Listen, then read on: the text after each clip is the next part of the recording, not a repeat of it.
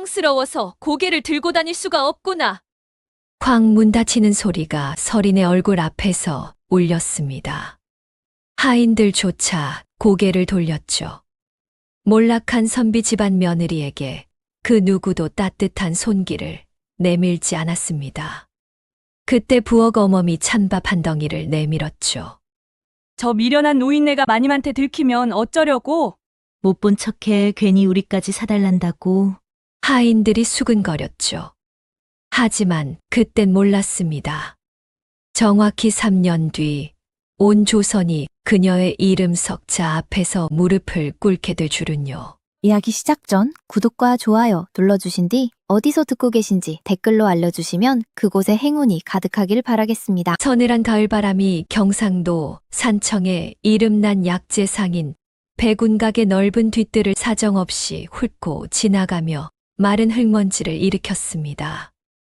이 백운각이라는 곳은 산청 읍내에서도 손가락에 꼽히는 거상의 저택으로서 소슬 때문에 높이가 장정의 키를 2배는 넘겼고 안채와 바깥채를 합하면 방이 30이 넘었으며 약방 창고에는 조선 팔도에서 올라온 약재가 산더미처럼 쌓여 있어 그 향기만으로도 코끝이 얼얼할 정도였습니다.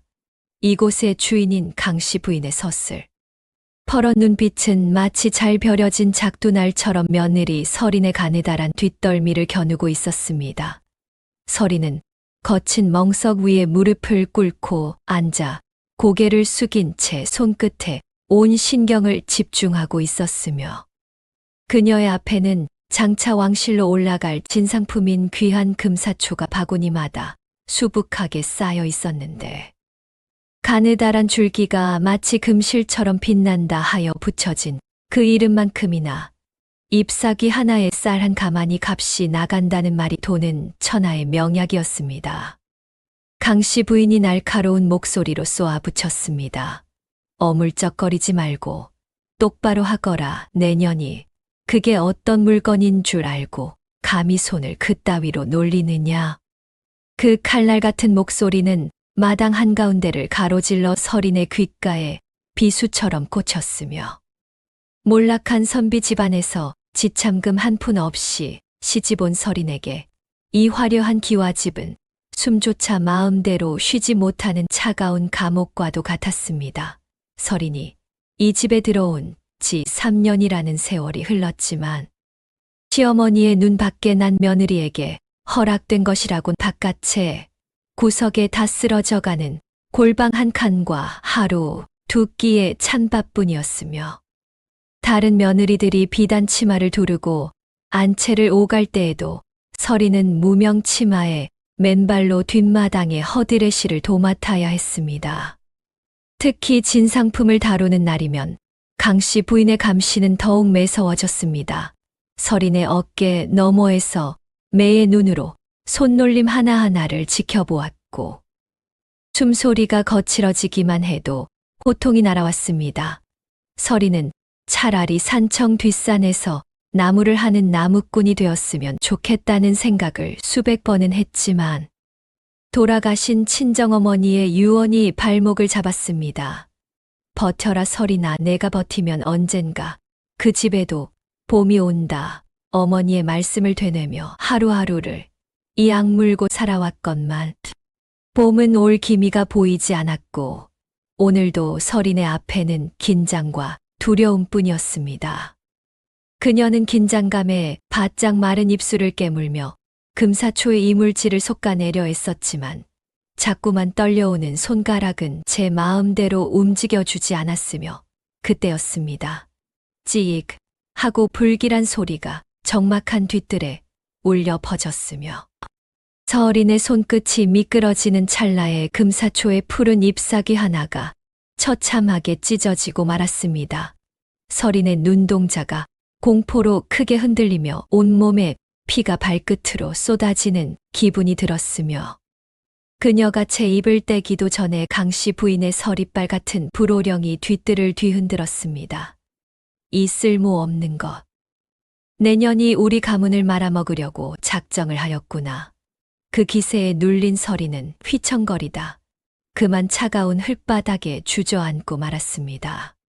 손바닥이 거친 모래에 긁히며 화끈거리는 통증이 밀려왔지만 그보다 더 끔찍한 것은 품속에서 들려온 불길한 소리였으며 비쭉 하는 소리와 함께 무언가 단단한 것이 부러지는 소리가 서린의 가슴을 때렸습니다. 그것은 서린의 유일한 혼수품이자 돌아가신 친정어머니가 물려주신 동백기름이 은은하게 밴 대나무 참빗이었으며 흙바닥으로 툭 떨어진 참빗은 무참하게 두 동강이 나 있었습니다. 그 갈라진 틈 사이로 서린의 서러운 눈물이 툭툭 떨어졌으며 강씨 부인은 콧방귀를 뀌며 차갑게 쏘아붙였습니다. 그까진 몽둥이 같은 빛 하나 부러진 게 대수냐. 당장 일어나서 찢어진 금사초 값이나 어떻게 할지 생각하거라. 시어머니의 서슬퍼런 발소리가 멀어지자 서리는 흙투성이가 된 손으로 조각난 참빗을 부여잡고 왈칵 울음을 터뜨렸으며 자신의 비참한 처지가 이 쪼개진 나무 조각과 무엇이 다를까 싶어 가슴이 갈기갈기 찢어지는 듯 했습니다. 이 빗은 친정어머니가 시집 보내는 날 새벽에 딸의 머리를 빗겨주시며 눈물로 건네주신 것이었습니다. 그때 어머니의 눈에 맺혔던 이슬 같은 눈물방울이 떠올랐고 서리는 더욱 크게 울었습니다. 3년 동안 이 빗을 품에 안고 잠을 청했으며 울고 싶을 때마다 이 빗의 살 사이로 손가락을 넣어 어머니의 체온을 느꼈었습니다. 그런 빗이 두 동강이 나버렸습니다. 마치 친정과의 마지막 연결고리가 끊어진 것처럼 서리는 세상에 혼자 남겨진 기분이 들었습니다. 서린의 낮은 흐느낌이 가을바람을 타고 담장 너머로 흩어지던 그때였습니다. 흙담장 위로 낯선 그림자 하나가 아주 길고 느릿하게 드리워지기 시작했으며 서린의 떨리는 어깨 위로 짙은 어둠이 내려앉았고 그녀는 본능적으로 고개를 들어 담장 위를 바라보았습니다. 그곳에는 정체를 알 수 없는 누군가가 서린의 비참한 뒷모습을 가만히 내려다보고 있었으며 오직 차가운 바람만이 두 사람 사이의 무거운 정적을 깨뜨리고 있었습니다. 담장 위로 길게 늘어진 그림자의 끝이 서린의 젖은 버선 코에 닿을 듯 일렁이며 무거운 침묵을 깨뜨렸습니다. 그 정체는 거창한 자객도 아니요. 무서운 귀신도 아닌 백운각의 무너진 담벼락 구멍 사이로 까만 머리카락을 삐죽이 매민 7살 배기 꼬마 묘진이었습니다.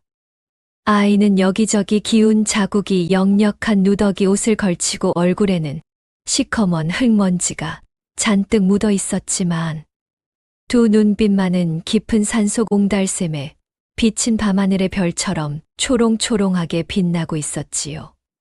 아짐에 고만 우시소 눈물 떨어지면 약초 맛이 써진답니다. 앳된 목소리였으나 그 속에는 산전수전 다 겪은 노인네 같은 기묘한 무게감이 실려 있었습니다. 서리는 소스라치게 놀라며 소매치마로 급히 눈물을 훔치고는 고개를 번쩍 들어 담장 쪽을 바라보았습니다.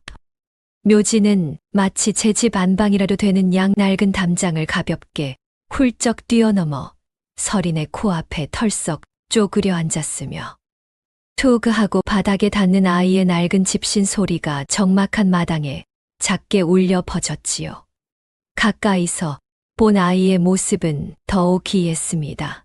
팔뚝은 참새의 다리처럼 앙상했고 광대뼈가 두드러진 볼에는 바람에 튼 자국이 갈빗대처럼 갈라져 있었지만 그런 초라한 행색과는 정반대로 아이의 눈동자에는 세상 모든 것을 꿰뚫어 보는 듯한 깊고 맑은 빛이 서려 있었습니다.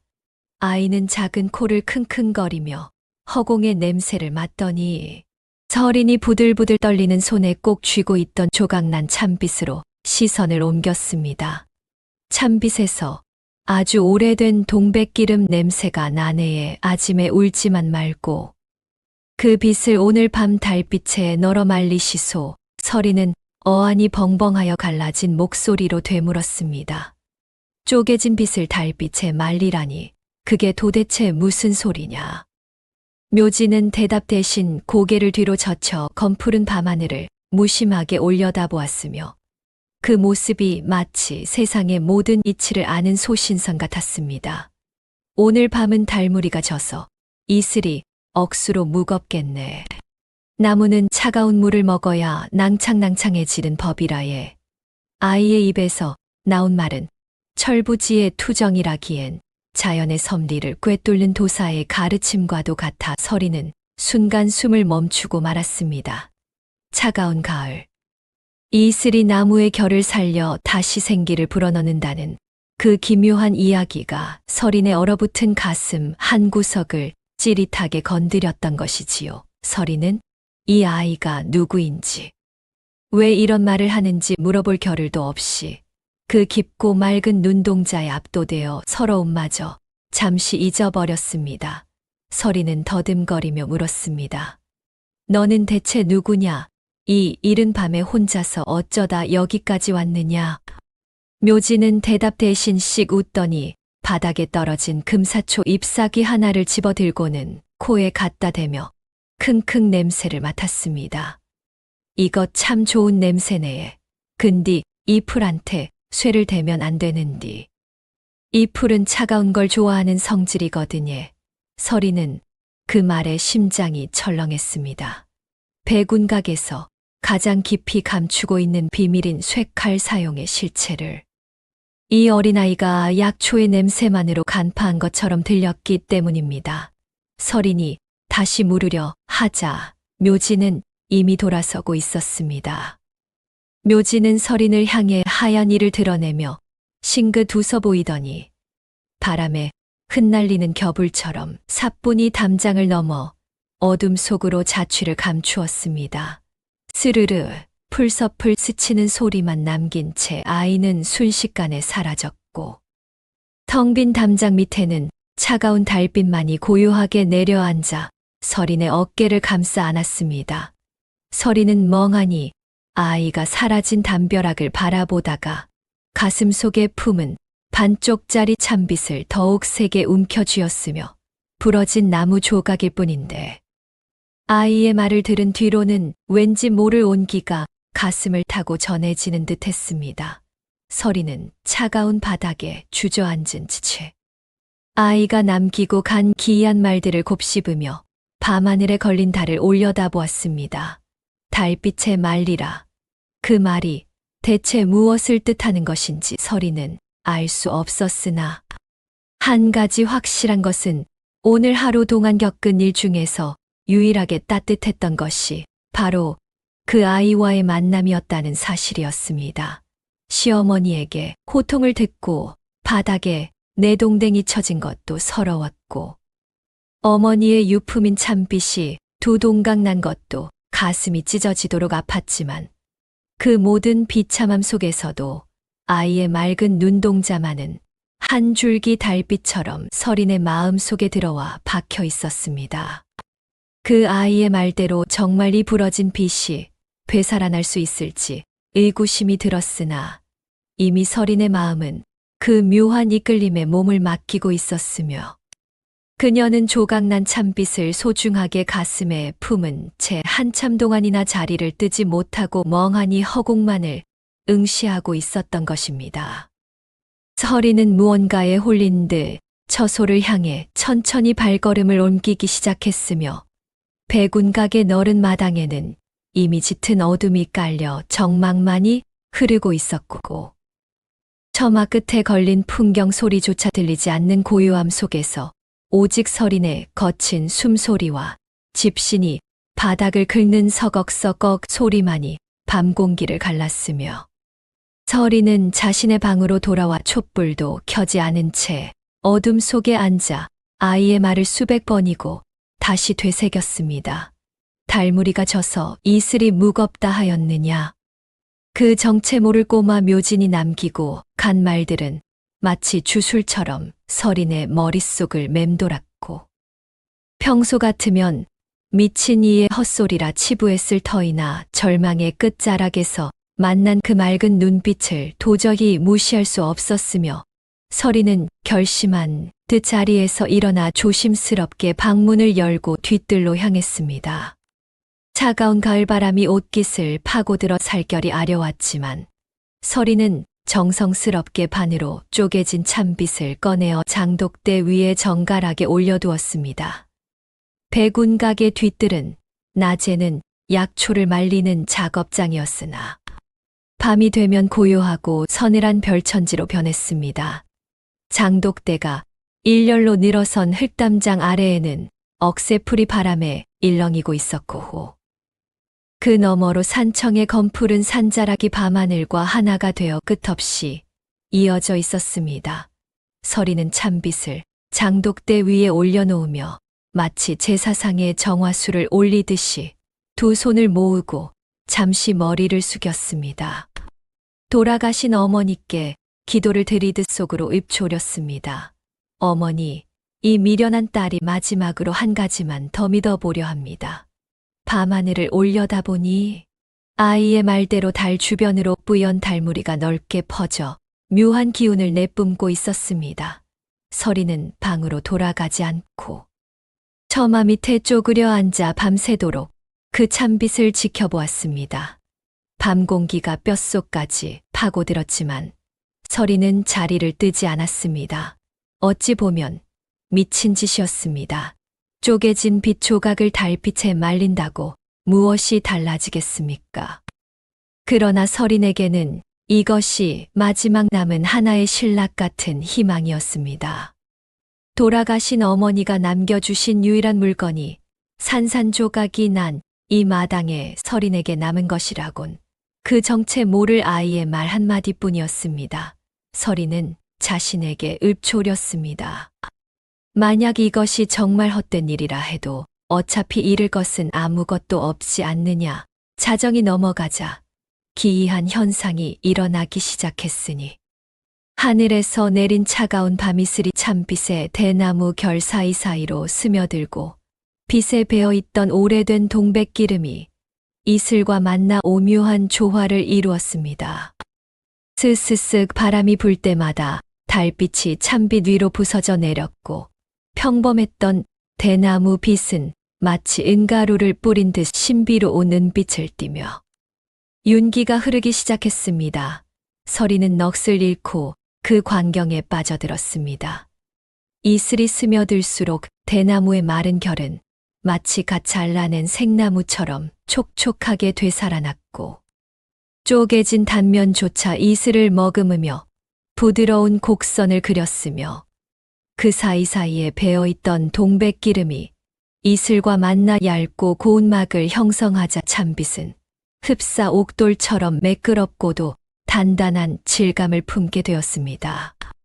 바람이 불 때마다 찬빛의 빗살이 아주 미세하게 잉잉하고 울림을 내었는데 그것은 마치 대나무가 스스로 노래를 부르는 듯한 소리였고 서린의 눈시울이 젖어들었습니다.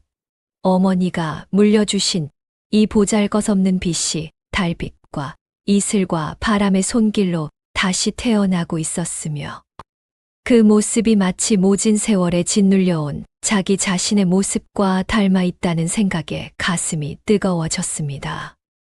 새벽 딸기 울 무렵 찬빛은 쪼개지기 전보다 훨씬 더 단단하면서도 놀랍도록 부드러운 탄력을 머금은 물건으로 완전히 변모해 있었으며 서린이 차가운 이슬을 흠뻑 머금고 은빛으로 빛나는 찬빛을 손에 쥐는 순간 앞마당 쪽에서 터벅터벅 다급하게 달려오는 하인의 집신 발소리가 정적을 깨뜨리며 다가왔습니다.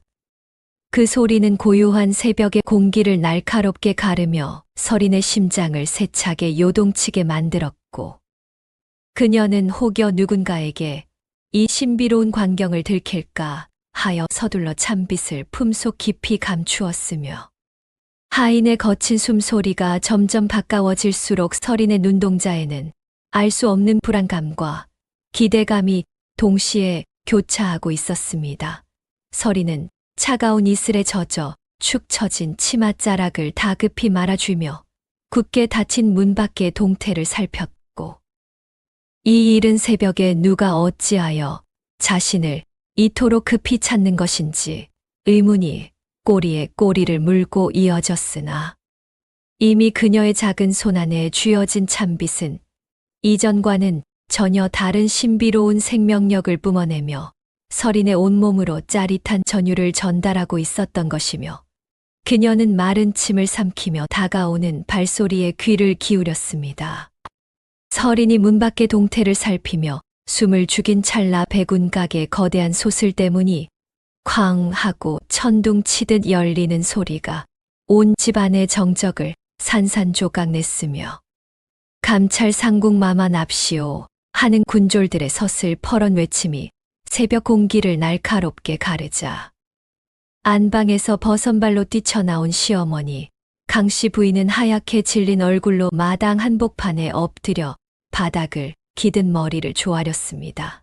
화려하면서도 엄숙한 가마의 문이 드르륵 소리를 내며 열리더니 왕실 내의원의 약제를 총괄하는 권력자이자 키끌 하나 용납지 않는 냉혹함으로 악명 높은 감찰 상궁이 매서운 눈초리로 백운각의 구석구석을 훑어내렸고 강씨 부인은 어깨를 사시나무 떨듯 파르르 떨며 엎드린 채 마른 침만 삼키고 있었습니다. 강씨 부인은 이 순간이 올 것을 알고 있었습니다. 왕실에서 약속한 진상 기한이 내일이었으나 하루를 앞당겨 불시에 들이닥친 것입니다. 내의원의 감찰 상궁이 예고 없이 방문한다는 것은 이미 무언가 의심을 품고 있다는 뜻이었으며 강씨 부인은 그 사실을 직감적으로 깨닫고 등줄기에 식은땀이 흘렀지만 내색할 수 없었습니다. 만약 쇠칼을 사용했다는 사실이 드러난다면 이것은 단순한 약재 불량이 아니라 왕실에 대한 기만 행위로 다스려질 것이 분명했기 때문입니다. 강씨 부인의 머릿속에는 30년 전 남편이 끌려가던 날의 기억이 번개처럼 스쳐 지나갔습니다. 아니다. 이번에는 다르다. 이번에는 더 철저하게 준비했다. 그녀는 속으로 자신을 다독였으나 바닥에 닿은 이마가 땀에 젖어가는 것은 어찌할 도리가 없었습니다. 진상할 금사초의 준비는 한치의 오차도 없이 끝냈는가. 상궁의 얼음장 같은 목소리가 마당의 정적을 찢어발기자 강씨 부인은 떨리는 목소리를 억지로 누르며 예, 마마 석 달 열흘을 하루같이 정성을 다해 준비했사옵니다 라고 답하며 일꾼들에게 다급하게 손짓을 보냈으며 4명의 장정이 낑낑대며 마당 한가운데로 옮겨놓은 커다란 나무 괴짝 2개가 바닥에 닿으며 쿵 하는 묵직한 소리를 내자 기둥 뒤에 몸을 숨긴 서리는 2 손을 꽉 쥔 채 이 숨 막히는 광경을 지켜보았습니다. 상궁의 턱짓에 나인이 쇠장식을 덧댄 괴짝으로 다가갔습니다. 바람조차 멈춘 듯 고요한 마당에는 오직 강씨 부인의 거친 숨소리만이 들려왔으며 모두의 시선이 괴짝으로 집중된 찰나였습니다. 서리는 기둥 뒤에서 손톱이 살 속에 파고들 정도로 2 주먹을 꽉 쥐고 있었습니다. 품속에서는 간밤에 달빛을 머금은 찬빛이 미지근한 온기를 뿜고 있었지만 그것이 무엇을 의미하는지 서리는 아직 알지 못했습니다. 다만 이 집안에 무언가 끔찍한 일이 벌어지려 한다는 직감만이 온몸의 신경을 곤두세우고 있었지요. 나인이 뚜껑에 손을 얹는 순간 강씨 부인의 손가락이 눈에 띄게 경련을 일으켰고 그 모습을 본 서린의 가슴도 덩달아 쪼그라드는 듯 했습니다.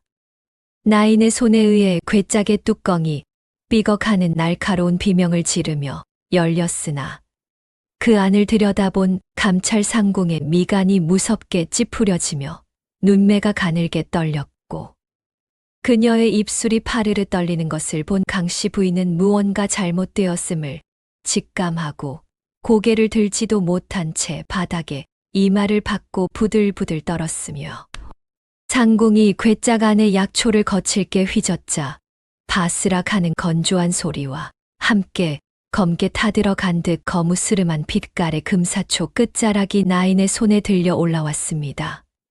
이것이 진정 왕실에 올릴 금사초란 말이냐. 상궁의 목소리에는 억눌린 분노가 이글거리고 있었습니다. 상궁은 궤짝에서 약초를 한 움큼 더 꺼내어 코에 가까이 대었습니다. 그녀의 얼굴이 더욱 험악하게 일그러졌습니다. 약초에서 풍겨 나오는 것은 금사초 특유의 청량한 향기가 아니라 쇠의 냉기가 약초의 생기를 죽여버린 뒤에 남은 쾌쾌하고 썩은 듯한 냄새였으며 그것은 백운각의 몰락을 예고하는 불길한 징조와도 같았습니다. 상궁은 약초를 바닥에 내던지며 차갑게 선언했습니다. 이래서 내의원에서 보내는 약재마다 효험이 점점 떨어진 것이었구나. 근본부터 속이고 있었던 개야. 서리는 눈을 질끈 감고 두 주먹을 불끈 쥐었습니다. 감찰 상궁의 눈에서 불꽃이 튀며 당장 가주를 끌어내고 모든 창고를 봉쇄하라는 서슬퍼런 명이 떨어지자마자 군졸들이 일제히 칼자루를 잡으며 챙그랑하는 금소금을 내뱉었고 서리는 더 이상 숨어 있을 수 없다는 생각에 발을 떼려 했으나 다리가 후들거려 몸이 말을 듣지 않았으며 마당 한가운데서는 강씨 부인의 처절한 울음소리와 상궁의 냉혹한 꾸짖음이 뒤섞여 아비규환의 현장으로 변해가고 있었습니다. 서리는 품속의 찬빛을 꽉 움켜쥐며 생각했습니다. 이 빛이 무언가의 열쇠가 될 수 있을까? 아직은 그 생각이 무엇을 뜻하는지 서린 자신도 알지 못했지만 본능적으로 이 빛을 놓아서는 안 된다는 확신만은 분명했습니다. 감찰 상궁의 서리빨 같은 시선이 기둥 뒤를 향해 화살처럼 꽂히려는 찰나 그녀의 손이 궤짝 안으로 깊숙이 파고들었으며 그 안에서 한 움큼 쥐어나온 것은 누렇게 뜬 채 결이 다 망가진 금사초 덩어리였습니다. 상궁의 미간은 이미 분노로 인해 험악하게 일그러져 있었고 바닥에 내동댕이 쳐진 약초들은 마른 집단처럼 힘없이 사방으로 흩어졌습니다. 흩날리는 약초 조각들이 강씨 부인의 머리 위로 비처럼 쏟아졌고 그녀는 혼비백산하여 차가운 돌바닥에 머리를 조아렸습니다. 마마, 그게 무슨 말씀이시옵니까? 그 금사초는 산청에서 가장 좋은 것들만 골라 올린 것이온데. 상궁이 강씨 부인의 말을 단칼에 자르며 바닥에 떨어진 약초 하나를 비단신 발끝으로 툭 찼습니다. 본디 금사초라는 것은 성질이 예민하여 쇠붙이가 조금이라도 닿으면 그 인맥이 갈라지고 기운이 죽어 약효가 반감되는 법이거늘 헌데 이 약초의 끝을 보아라. 쇠칼로 억지로 다듬어 결이 다 찢어지고 뻣뻣해지지 않았느냐. 상궁은 약초를 들어 올려 햇살에 비추었습니다. 맑은 빛 아래서 금사초의 끝자락에 새겨진 날카로운 쇠의 자국이 고스란히 드러났고 그것은 나무 도구로 빗었을 때 나오는 부드러운 결과는 완전히 다른 것이었습니다. 상궁은 약초의 단면을 나인에게 보이며 말했습니다. 보아라, 제대로 된 금사초는 빗겨낸 자리가 옥처럼 매끄러워야 하거늘. 이 자국은 쇠가 남긴 것이 분명하다. 나무빗으로는 절대 이런 각이 생기지 않는 법이니라. 나인이 고개를 끄덕이며 궤짝 안에 다른 약초들도 확인하자 하나같이 같은 자국이 남아 있었고 상궁의 얼굴은 더욱 험악하게 일그러졌습니다. 상궁의 고함 소리에 백운각의 노복들은 숨조차 크게 쉬지 못한 채 바닥에 엎드렸고 마당에는 오직 서늘한 바람 소리와 강씨 부인의 거친 숨소리만이 가득했습니다. 상궁은 분이 풀리지 않는지 흩어진 약초를 짓밟으며 다시금 소리를 높였습니다. 이런 거친 독초를 내의원에 드리려 하다니 이는 전하를 능멸하는 행위요. 나아가 조정을 기만하는 짓이다. 당장 백운각의 현판을 내리고 인연을 포박하여 관하로 끌고 가라. 상궁의 명령이 떨어지자마자 대기하고 있던 군졸들이 거친 발소리를 내며 창을 비껴들고 강씨 부인을 향해 좁혀들기 시작했습니다. 백운각의 일꾼들과 안채에서 뛰쳐나온 며느리들은 비명을 지르며 마당 구석구석에 엎드려 울음을 터뜨렸고 평화롭던 백운각은 순식간에 아수라장으로 변해버렸습니다. 사실 금사초는 그 성질이 워낙 억세고 질겨서 오직 나무로 된 도구로만 결을 빗어 내려야 그 온전한 약성을 보존할 수 있었으나 시중의 평범한 나무빗으로는 도저히 그 억센 기운을 감당하지 못해 부러지기 일쑤였고 이에 눈이 먼 강씨 부인은 남들 몰래 날카로운 쇠칼을 사용하여 약초를 다듬어 왔던 것입니다. 그 치부가 가장 두려운 순간에 가장 가혹한 방식으로 드러나자 강씨 부인은 사시나무 떨듯 온몸을 떨며 흙바닥에 얼굴을 파묻었습니다. 그녀의 머릿속에서는 30년 전의 악몽이 생생하게 되살아나고 있었습니다. 남편이 포승줄에 묶여 끌려가던 그날의 함성 소리가 지금 이 마당의 군졸들의 발소리와 겹쳐 들렸고 그녀는 온몸이 마비되는 듯한 공포에 사로잡혔습니다. 이번에는 남편 대신 자신이 끌려갈 차례였습니다. 아니, 이번에는 가문 전체가 끝장날 판이었습니다. 멸문지화라는 무서운 단어가 그녀의 목을 조여오는 듯한 공포가 밀려왔고 그녀의 화려했던 비단 치마는 이미 흙먼지로 뒤덮여 형체를 알아보기 힘들 정도였습니다. 군졸들의 그림자가 그녀 위로 드리워지자 강씨 부인은 마지막 남은 힘을 다해 바닥을 긁으며 울부짖었습니다. 아니옵니다. 마마 제발 한 번만 살펴주십시오. 저희 집안이 대대로 일궈온 백운각이옵니다. 그러나 상궁의 눈빛에는 한 줌의 자비도 보이지 않았으며 오히려 그녀의 목소리는 더욱 차갑게 가라앉아 마당을 얼어붙게 만들었습니다. 전하의 옥체를 해하려 한 죄는 그 무엇으로도 씻을 수 없다다. 더는 추한 꼴 보이지 말고 당장 압송하라. 군졸들이 그녀를 일으켜 세우려 하자 강씨 부인은 관하로 끌려가지 않으려 있는 힘을 다해 버텼으나 여인의 힘으로 건장한 군졸들을 이겨낼 수는 없었고 결국 모든 기력을 소진한 그녀는 맥이 탁 풀린 채 주저앉고 말았습니다. 절망의 끝에서 그녀가 마지막으로 본 것은 마당 한 구석에 흩어진 검게 변한 약초들이었으며 그녀의 고개가 힘없이 꺾이며 차가운 흙바닥에 이마를 대는 순간 쿵 하는 둔탁하고 무거운 소리가 적막한 새벽 공기를 갈랐습니다. 그 소리는 백운각의 영광이 끝났음을 알리는 조종과도 같았습니다. 흙먼지가 입안으로 까칠하게 씹히고 이마에서는 열기가 치밀었으나 강씨 부인은 아무런 고통도 느끼지 못했습니다. 그녀의 의식은 마치 안개가 낀 듯 뿌옇게 흐려지더니 이내 시공간이 뒤틀리며 30년 전에 참혹했던 현장으로 그녀를 거세게 끌어당겼으며 귀를 울리는 이명 소리와 함께 과거의 환영이 파도처럼 밀려왔습니다.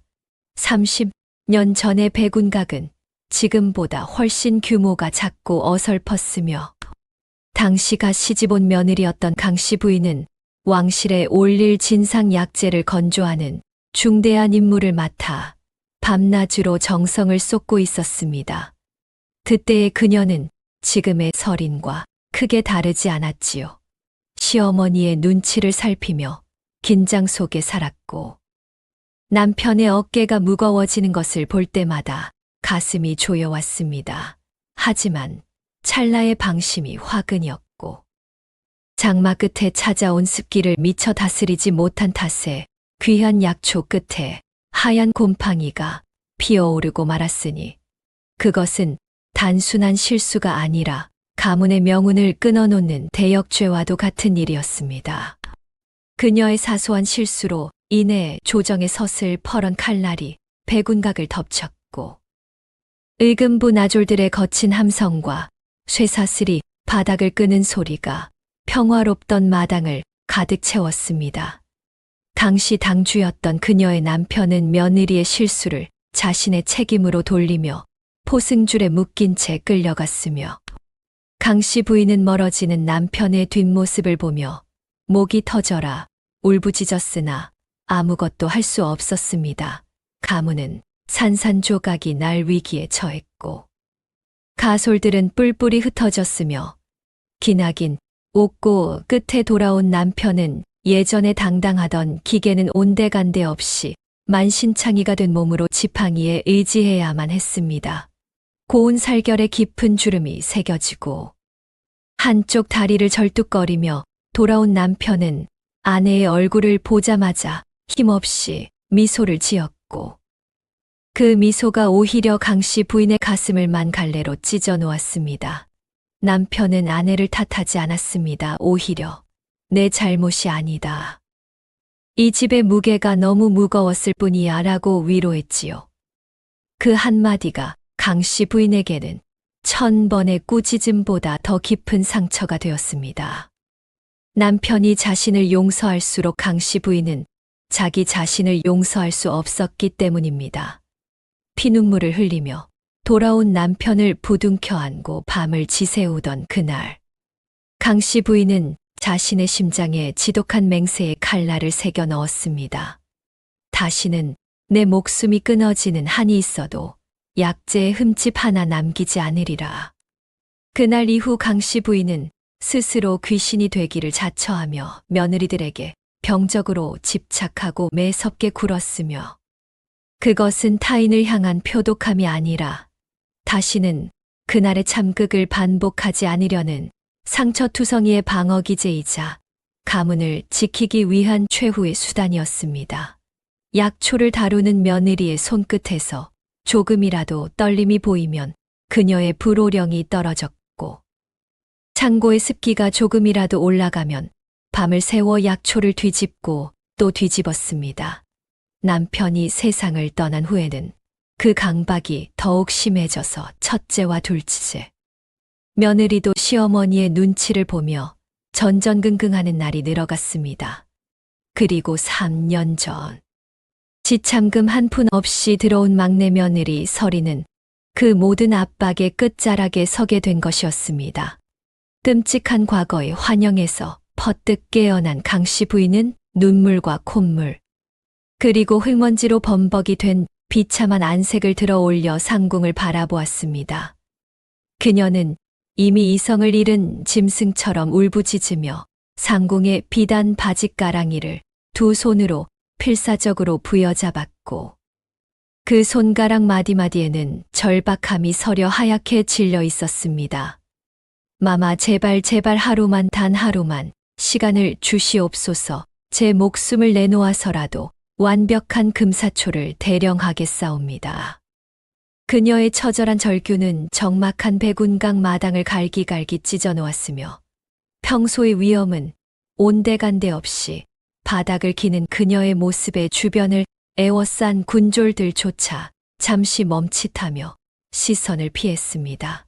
강씨 부인은 머리를 바닥에 찌으며 애원하고 또 애원했습니다. 이대로 끌려간다면 백운각의 이름은 영원히 더럽혀질 것이며 소첩은 죽어서도 조상님들을 뵐 면목이 없사옵니다. 단 하루만 기회를 주신다면 전하의 옥체에 한치의 부족함도 없는 약재를 바치고 그 후에는 어떤 벌이라도 달게 받겠사옵니다.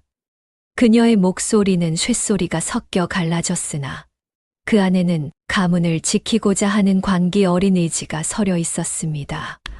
상궁은 불쾌한 듯 눈살을 찌푸리며 자신의 치맛자락을 더럽히는 강씨 부인의 손길을 매몰차게 뿌리쳤고 그 서슬퍼런 기세에 강씨 부인은 다시 땅바닥으로 고꾸라졌습니다. 상궁은 한참 동안 아무 말 없이 바닥에 엎드린 여인을 내려다보았으며 그녀의 차가운 시선은 마치 죄인의 목을 겨눈 칼날처럼 예리했습니다. 주변의 공기는 얼어붙은 듯 무거웠고 서리는 숨도 쉬지 못한 채 이 광경을 지켜보며 품속의 찬빛을 더욱 꽉 움켜쥐었습니다. 마침내 상궁의 얇은 입술이 천천히 열리며 얼음장 같은 목소리가 흘러나왔습니다. 백운각의 명성이 이토록 추하게 무너지는 꼴을 보니 가련하기 짝이 없구나. 내 정성이 가상에서가 아니라 전하께 올릴 약재의 귀함을 생각하여 마지막 자비를 베푸는 것이니 명심하라. 상궁은 소매를 휘저으며 뒤로 물러났고 군졸들에게 거두라는 손짓을 보냈습니다. 내일 아침 진시까지다. 그때까지도 완벽한 금사초를 내놓지 못한다면 그땐 내 목숨뿐만 아니라 이 집안의 씨를 말릴 것이니 그리 알라. 상궁의 서늘한 선언이 떨어지기 무섭게 그녀는 차갑게 돌아서서 대문을 향해 걸어갔으며 그 뒤를 따르는 나졸들의 발소리가 백운각의 정적을 깨뜨렸습니다. 홀로 남겨진 강씨 부인은 흙바닥에 엎드린 채 어깨를 들먹이며 흐느꼈으나 그것은 안도의 눈물이 아니라 사투를 앞둔 짐승의 마지막 울음소리와도 같았습니다.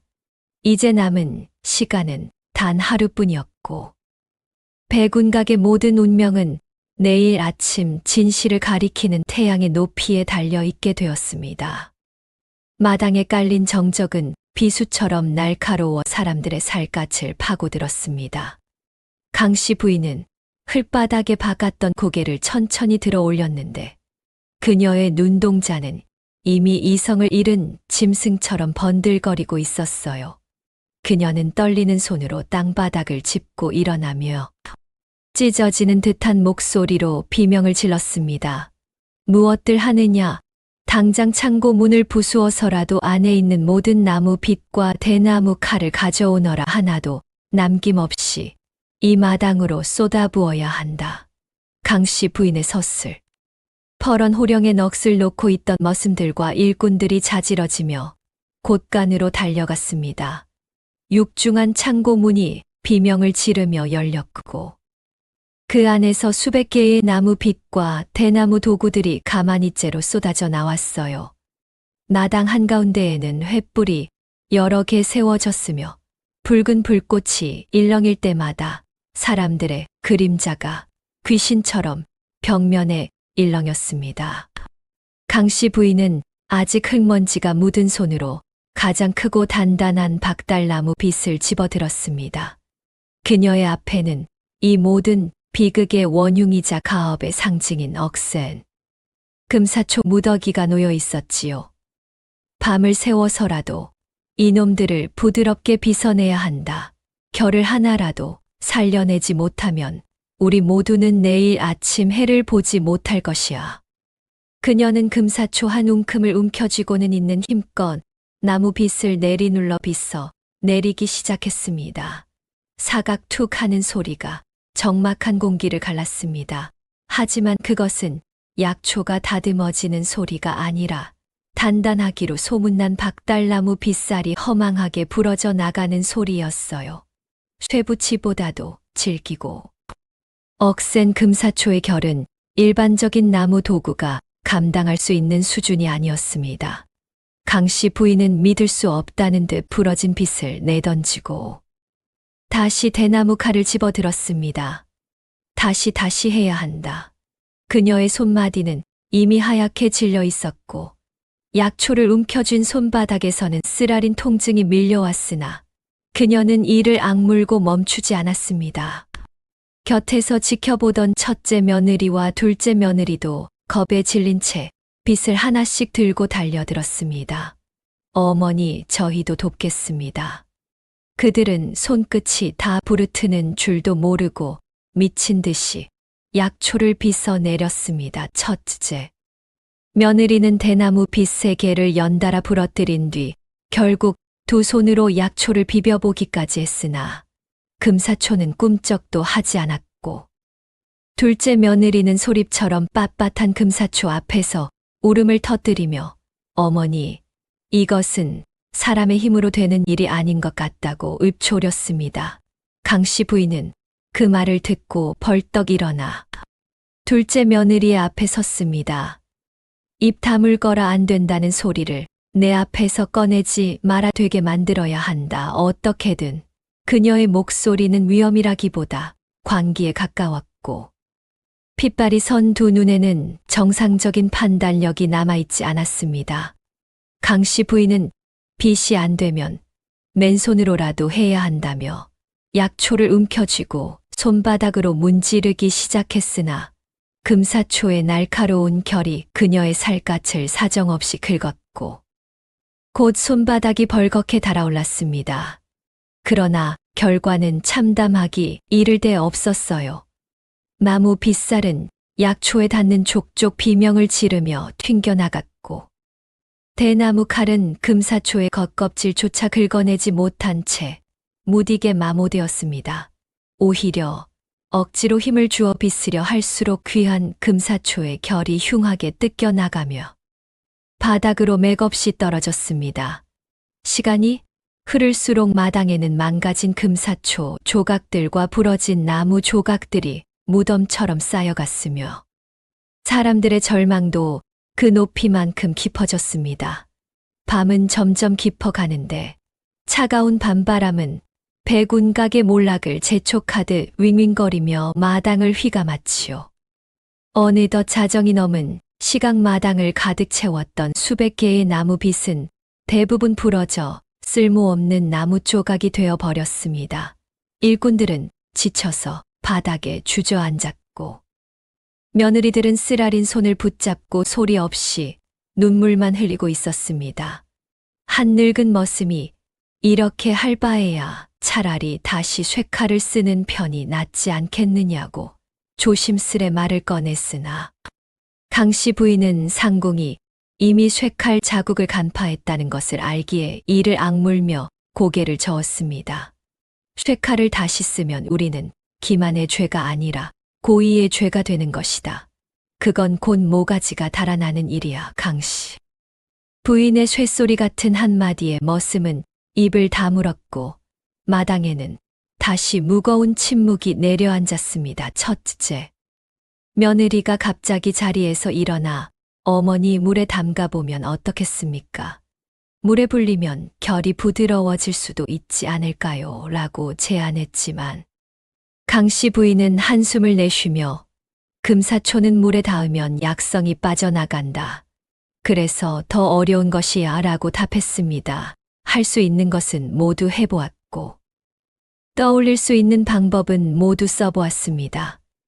그러나 금사초는 끝내 사람의 손길을 거부했습니다. 강씨 부인은 마지막 남은 대나무 칼마저 빠디득 소리를 내며 두 동강이 나자 그 자리에 얼어붙은 듯 멈춰 섰습니다. 그녀의 시선은 바닥에 뒹굴고 있는 이제는 한 줌도 남지 않은 온전한 금사초 무더기에 머물렀어요. 100년 동안 이어져 온 백운각의 명운이 자신에 대해서 비참하게 끊어질 것이라는 사실이 송곳처럼 가슴을 찔렀습니다. 강씨 부인은 두 손을 힘없이 늘어뜨린 채 멍하니 검은 허공을 응시했습니다. 그녀의 눈에는 더 이상 분노도 의지도 남아있지 않았으며 오직 깊은 수렁과도 같은 절망만이 가득 차 있었습니다. 그때였습니다. 강씨 부인이 마지막 희망처럼 움켜쥐고 있던 이 집안에 유일하게 남은 가장 길고 아름다운 금사초 한 줄기가 툭 소리를 내며 허무하게 두 동강이 났습니다. 그 소리는 마치 백운각의 심장이 멈추는 소리처럼 들렸으며 강씨 부인의 탁한 눈동자에서는 참아왔던 절망의 눈물이 뺨을 타고 길게 흘러내렸습니다. 서리는 기둥 뒤에 숨어 시어머니의 처절한 무너짐을 지켜보며 가슴이 덜컥 내려앉았습니다. 평소 자신을 벌레 보듯 하며 서리빨 같은 기세로 몰아세우던 시어머니였지만 가문을 살리고자 하는 저 피맺힌 절규 앞에서는 묘한 연민이 솟구쳤습니다. 부러진 나무 빗들과 바닥에 흩어진 금사초 조각들을 바라보던 그 순간 서린의 머릿속에 벼락처럼 한 가지 기억이 스치고 지나갔습니다. 오늘 밤은 달무리가 져서 이슬이 억수로 무겁겠네. 나무는 차가운 물을 먹어야 낭창낭창해지는 법이라에. 꼬마 묘진의 엉뚱했던 그 목소리가 귓가에서 환청처럼 맴돌았습니다. 서리는 번쩍 고개를 들었습니다. 지금까지 백운가게 장인들은 금사초를 다스리기 위해 더 날카로운 쇠칼을 갈고 더 강한 힘으로 내리눌렀습니다. 하지만 그것은 금사초의 본성을 거스르는 일이었습니다. 억센 금사초를 부드럽게 다스리기 위해서는 강한 힘이나 날카로운 쇠가 필요한 것이 아니었습니다. 차가운 음기와 밤이슬을 흠뻑 머금어 부드러움과 탄력을 동시에 지닌 도구, 바로 자신이 지난밤 달빛 아래 두었던 그 반쪽짜리 참빛이 필요했던 것입니다. 서리는 품속으로 조심스럽게 손을 넣어 헝겊에 싸둔 참빛을 꽉 쥐었습니다. 손끝으로 전해지는 묵직하면서도 매끄러운 촉감이 그녀에게 알 수 없는 용기를 불어넣었습니다. 낡고 부러진 나무 조각에 불과했던 그것이 지금 이 순간에는 세상 그 어떤 보물보다 단단하고 믿음직스럽게 느껴졌습니다. 가문을 살릴 수 있는 유일한 희망이 지금 자신의 손에 쥐어져 있었습니다. 그러나 서린의 마음속에서는 두 갈래의 생각이 격렬하게 맞부딪혔습니다. 한편으로는 이 참빛이 정말로 기적을 만들어낼 수 있을지 모른다는 간절한 기대가 솟아올랐고, 다른 한편으로는 만약 실패한다면 시어머니 대신 자신의 목이 달아날 것이라는 공포가 온몸을 짓눌렀습니다. 서리는 품속의 참빛을 어루만지며 눈을 질끈 감았습니다. 지금껏 백운각에서 보낸 3년의 세월이 주마등처럼 스쳐 지나갔습니다. 끼니를 거르고 추위에 떨어도 한 번도 불평을 내뱉지 않았던 것은 언젠가 자신의 가치를 증명할 날이 올 것이라 믿었기 때문이었습니다. 그리고 그날이 바로 오늘 밤이었습니다. 서리는 숨을 죽인 채 강씨 부인이 흐느끼며 방으로 들어가는 뒷모습을 지켜보았습니다. 마당에는 오직 서늘한 달빛과 부러진 금사초의 잔해만이 뒹굴고 있었습니다. 서리는 시어머니가 30년 전 자신과 같은 처지의 며느리였다는 사실을 지금까지 한 번도 생각해 본 적이 없었습니다. 그 서슬 퍼런 눈빛 아래 감추어진 것이 아기가 아니라 공포였다는 것을 서리는 바닥에 흩어진 부러진 빛들을 보며 비로소 느끼기 시작했습니다. 시어머니도 한때는 지참금 없이 시집와 구박을 받던 며느리였고, 사랑하는 남편이 끌려가는 것을 속수무책으로 지켜봐야 했던 겁에 질린 여인이었습니다. 서리는 자신과 시어머니 사이에 놓인 30년이라는 시간의 거리가 허물어지는 기분을 느꼈습니다. 이 집에서 가장 무서운 사람이 이 집에서 가장 많이 다친 사람이기도 했던 것입니다. 어쩌면 시어머니가 자신에게 쏟아냈던 독설과 구박은 실은 자기 자신에게 향한 채찍이었는지도 모릅니다. 다시는 실수하지 않겠다는 맹세가 다시는 실수를 허락하지 않겠다는 강박으로 변해버린 것이었습니다.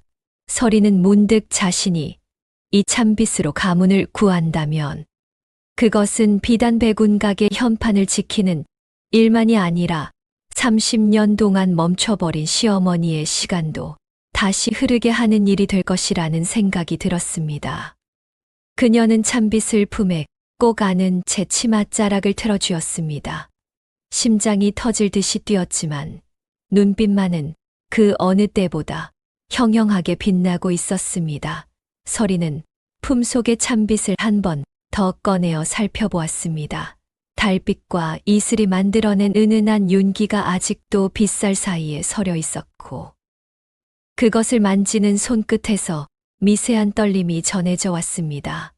이 빛이 금사초를 다스릴 수 있다는 확신은 없었습니다. 하지만 확신이 없어도 해야만 하는 일이 있었습니다. 할 수 있다. 그녀는 나직이 입조리며 동쪽 하늘에 여명이 떠오르기를 기다렸습니다. 기나긴 밤이 느릿느릿 흘러가는 동안 서리는 단 한 번도 눈을 붙이지 않았습니다. 오직 품속의 찬빛만을 움켜쥔 채 창밖의 하늘을 응시하며 해가 떠오르기를 기다렸습니다. 삼경이 지나자 뒤뜰에서 강씨 부인의 목 놓아 우는 소리가 희미하게 들려왔습니다. 아마 남편의 위패 앞에서 울고 있는 것이리라. 서리는 그 울음소리를 들으며 품속의 찬빛을 더욱 꽉 쥐었습니다. 내일 아침이면 모든 것이 결정됩니다. 이 빛이 금사초를 다스릴 수 있다면 저는 시어머니도 이 가문도 살릴 수 있습니다. 하지만 만약 안 된다면 서리는 고개를 저었습니다. 실패를 생각하면 다리가 후들거리고 손이 떨렸습니다. 그녀는 친정어머니가 이 빚을 건네주며 했던 말을 떠올렸습니다. 이 빚으로 내 머리를 빗으면 언제든 어미가 곁에 있는 것처럼 생각하거라. 서리는 조용히 찬빛을 꺼내 자신의 흐트러진 머리를 쓸어 넘겼습니다. 이슬을 먹은 빗살이 머리카락 사이를 지나갈 때 서리는 마치 돌아가신 어머니의 손길이 닿는 듯한 따뜻함을 느꼈고 두려움이 조금씩 가라앉기 시작했습니다. 마침내 창살 틈으로 새벽의 첫 빛이 스며들기 시작했을 때 서리는 굳게 닫혀있던 방문을 밀어 열었습니다. 창살 틈을 비집고 들어온 여명의 첫 빛이 서린의 충혈된 눈동자에 매섭게 내리꽂혔습니다. 밤새 단 한 번도 깜박이지 못한 눈꺼풀은 모래를 뿌린 듯 깔깔했고 손끝은 차가운 새벽 공기에 곱아 있었지요. 그러나 서리는 고통을 느낄 겨를조차 없었습니다. 마침내 약속된 진시가 되었음을 알리는 육중한 대문 소리가 백운각의 정적을 산산조각 냈기 때문입니다. 쿵쿵쿵 일정한 간격으로 들려오는 군졸들의 발소리는 흡사 저승사자의 걸음 재촉처럼 들려왔습니다. 나당 한가운데로 들어선 감찰. 상궁의 보랏빛 치맛자락이 아침 이슬을 머금어 서늘한 빛을 냈습니다. 그녀의 뒤를 따르는 4명의 군졸은 손에 커다란 도끼와 쇠사슬을 들고 있었으며 그 서슬퍼런 쇳소리가 마당의 공기를 얼어붙게 만들었습니다. 강씨 부인은 이미 넋이 나간 얼굴로 대청마루 끝에 주저앉아 벌벌 떨고 있었지요. 상궁은 마당 여기저기에 어지럽게 널브러진 부러진 대나무 빗들과 처참하게 지시겨진 금사초 무더기를 훑어보았습니다. 그녀의 입가에 차갑고도 경멸 어린 코웃음이 걸렸습니다. 보아하니 백운각의 명성도 이제는 끝이 난 모양이구나. 상궁의 목소리는 낮았으나 마당 구석구석까지 송곳처럼 파고들었습니다. 그녀는 손을 들어 하늘 높이 솟은 백운각의 현판을 가리키며 서늘하게 명했습니다. 여봐라 당장 저 가증스러운 현판을 도끼로 부수어라. 왕실을 기망하고 약조를 어긴 죄, 이 집안의 모든 자를 하옥시켜 멸문의 대가를 치르게 할 것이다. 안 됩니다. 제발 제발 한 번만 살려주십시오. 강씨 부인이 비명을 지르며 마당으로 뛰어내려왔으나 군졸들의 거친 손길에 밀려 바닥을 뒹굴었습니다. 군졸 하나가 어깨를 들썩이며 거대한 도끼를 치켜들었습니다. 도끼날이 아침 햇살을 받아 번뜩이는 순간 기둥 뒤 어둠 속에 몸을 숨기고 있던 서린이 번개처럼 튀어나왔습니다. 멈추어 주시옵소서. 서린의 외침은 쇳소리가 날 정도로 처절했습니다. 그 목소리에는 밤새 뜬 눈으로 지새운 사람만이 낼 수 있는 갈라지고 쉰 기운이 서려 있었으나 그 안에 담긴 결기만큼은 쇠칼보다 날카로웠습니다. 마당에 있던 모든 사람의 시선이 일제히 서린에게 쏠렸습니다. 도끼를 치켜든 군졸도 바닥에 엎드린 며느리들도 심지어 도끼를 내리치기 직전이었던 군졸조차 그 처절한 외침의 동작을 멈추었습니다. 서린의 모습은 초라했습니다. 밤새 잠을 자지 못한 탓에 충혈된 눈동자가 이글거렸고 이슬에 젖어 축축한 치마가 바람에 나부꼈으며 흙먼지가 묻은 얼굴 위로 식은 땀이 흘러내리고 있었지만 그녀의 두 발은 단단하게 마당 한가운데를 딛고 서 있었습니다. 그녀는 상궁의 발치 앞에 먼지를 일으키며 납작 엎드렸습니다. 마마 제게 딱 반 시진 아니 일다경의 시간만 허락해 주시옵소서. 이 억센 약초를 황금빛 명주실처럼 빗어 내어 백운각의 실력을 증명해 보이겠사옵니다. 갑작스러운 설인의 난입에 강씨 부인은 눈이 뒤집혀 소리를 질렀습니다. 이 미친년이 내년이 기어코 우리 가문을 2번 죽이려 드는구나. 당장 전연을 끌어내지 못할까. 시어머니의 독설이 쏟아졌지만 설이는 고개를 들지 않았습니다. 그녀의 시선은 오직 상궁의 신발 끝에 고정되어 있었지요. 상궁은 멈칫하며 설인을 내려다보았습니다. 목숨이 경각에 달린 상황에서도 흔들림 없는 그 기백. 지참금 한 푼 없이 들어와 구박만 받던 막내 며느리에게서 뿜어져 나오는 기운이 예사롭지 않았기 때문입니다. 상궁은 도끼를 든 군조를 제지하며 입을 열었습니다. 내 이름이 무엇이냐? 설인이라 하옵니다. 좋다 설인이라 하였느냐? 상궁의 눈빛이 칼날처럼 번뜩였습니다. 내년의 호원장담이 가상하니 딱 반 시즌의 시간을 주겠다. 허나 만약 그 짧은 시간 안에 기적을 보이지 못한다면 내 시어미 대신 내년의 목을 먼저 칠 것이다. 감히 왕실의 명을 놓고 장난을 친 대가가 얼마나 무거운지 내 몸으로 직접 겪게 될 것이야. 그래도 하겠느냐? 받들겠사옵니다. 설인의 대답에는 한치의 망설임도 없었습니다.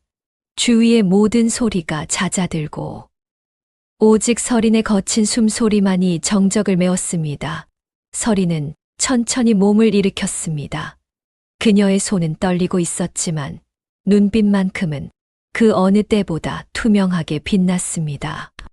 강씨 부인은 기가 막힌 듯 헛웃음을 터뜨리며 바닥을 쳤습니다.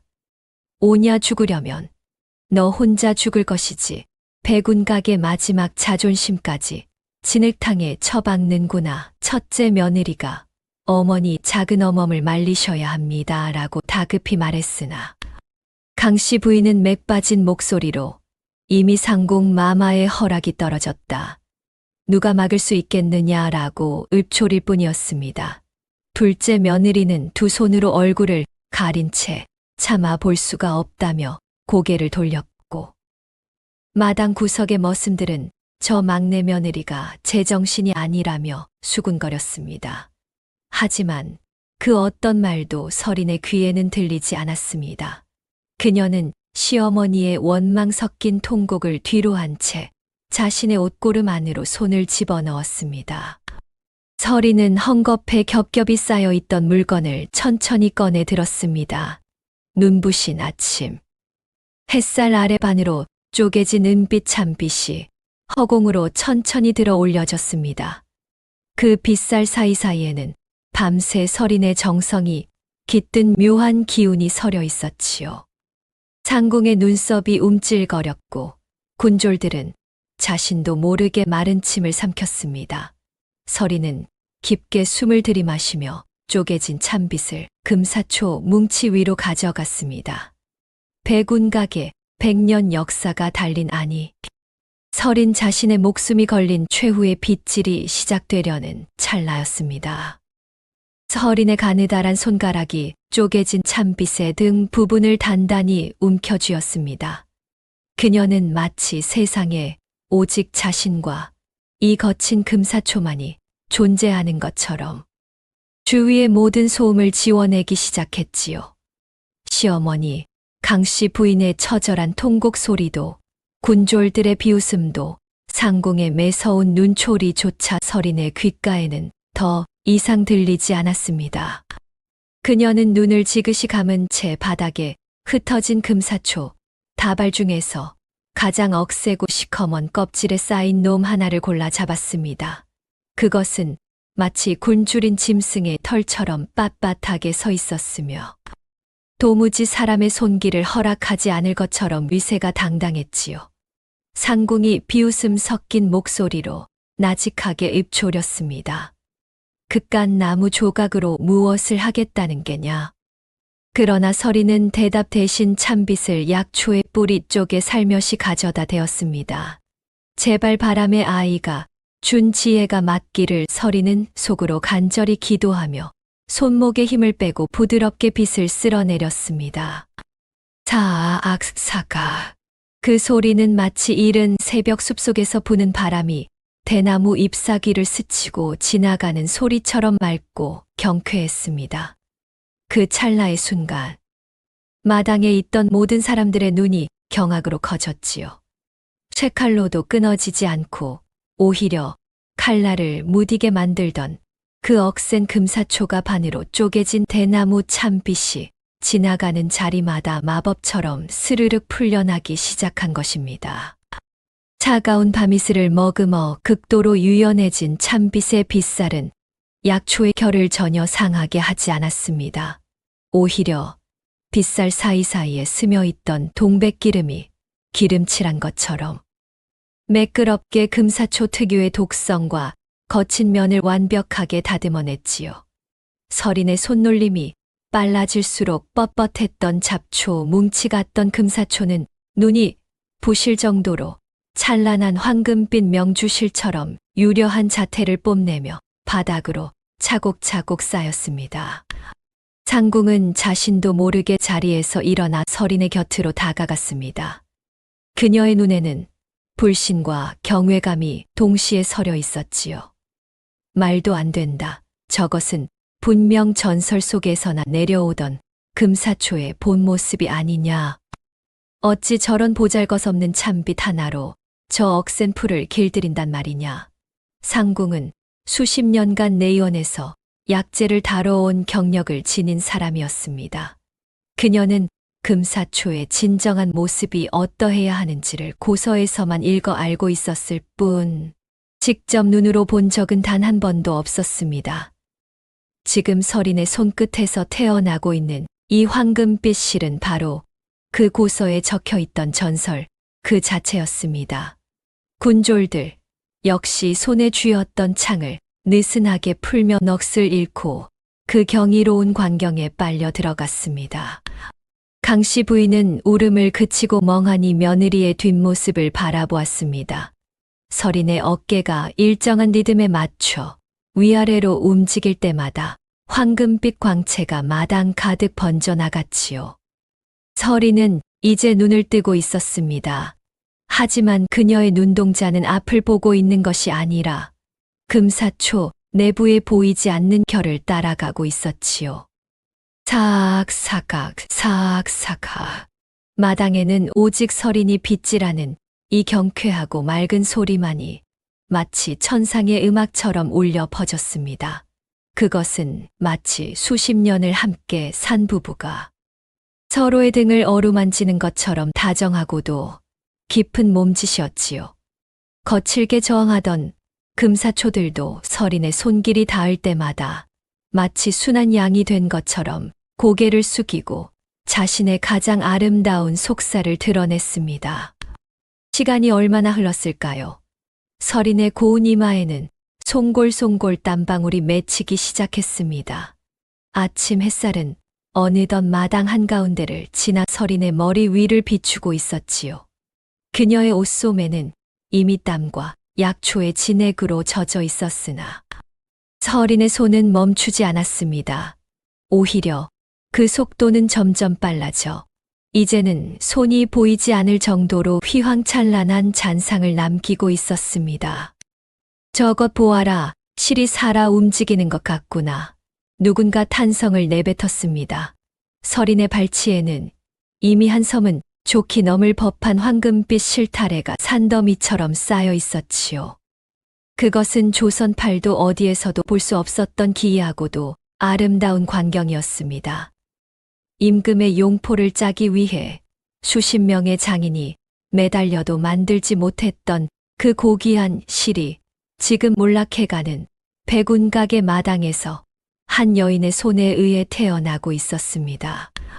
상궁은 떨리는 손으로 바닥에 떨어진 황금 실 한 가닥을 집어들었습니다.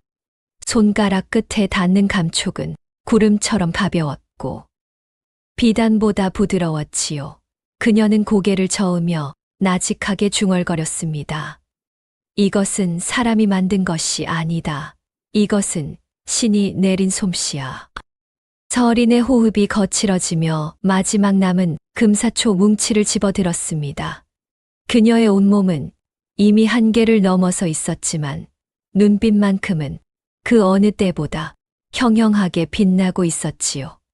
그녀는 마지막 힘을 다해 찬빛을 내리그었습니다. 사각. 마지막 금사초 가닥이 서린의 손끝을 떠나 공중으로 솟구쳤습니다. 아침 햇살을 받은 황금실은 마치 용이 승천하는 것처럼 눈부신 궤적을 그리며 허공을 수놓았지요. 서린의 이마에 맺혀 있던 커다란 땀방울 하나가 툭 하고 바닥으로 떨어졌습니다.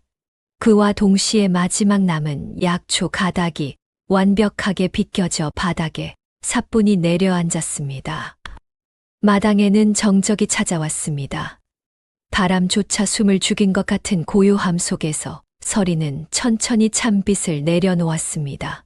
그녀의 손은 경련을 일으키듯 파르르 떨리고 있었지만 그녀의 입가에는 아주 작은 미소가 번지고 있었습니다. 마당 한가운데에 쌓인 황금빛 금사초 무더기는 아침 햇살을 받아 눈이 부시도록 찬란하게 빛나고 있었고 그 모습은 마치 하늘에서 금비가 내려앉은 것 같았습니다.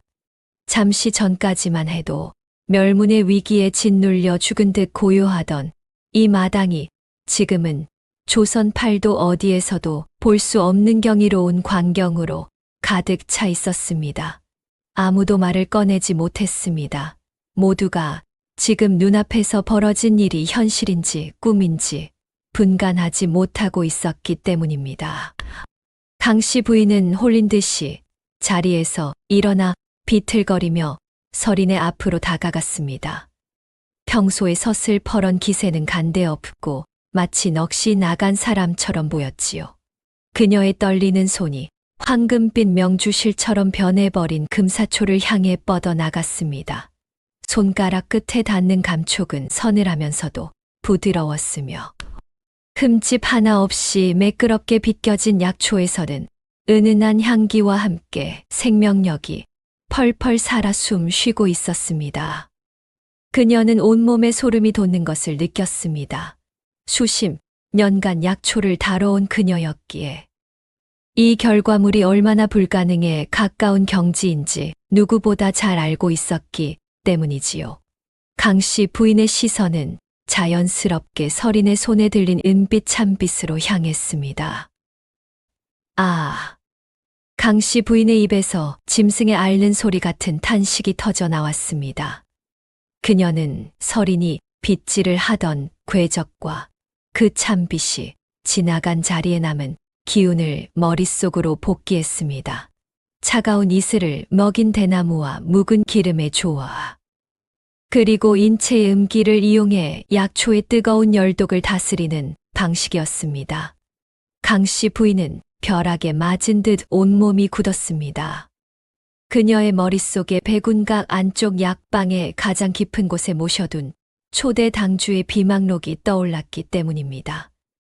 그 낡고 빛바랜 비망록의 마지막 장에는 단 한 줄의 수수께끼 같은 문장만이 적혀 있었습니다. 달빛의 기운으로 빚고 이슬의 결로 다듬으면 초목이 스스로 제 살을 내어줄 것이다. 강씨 부인은 그 한 줄의 뜻을 풀기 위해 20년을 고민했으나 끝내 답을 찾지 못했습니다. 온갖 종류의 빛을 달빛 아래 놓아도 보고 이슬을 받아 약초를 적셔도 보았으나 번번이 실패했을 뿐이었습니다. 그것은 백운각의 초대 당주가 비망록에 단 한 줄로만 남겨놓고 그 후손들조차 100년 동안 아무도 풀지 못해 실전되어 버린 전설의 비법이었습니다. 바로 달빛의 기운으로 빗질한다는 뜻을 지닌 월광빗질이 틀림없었지요. 시어머니인 자신조차 평생을 바쳐 찾으려 했으나 실패했던 그 가문의 비전을 매일같이 구박만 하던 천덕꾸러기 막내 며느리가 완벽하게 재현해 낸 것이었습니다. 강씨 부인은 가슴이 턱 막히는 기분을 느꼈습니다.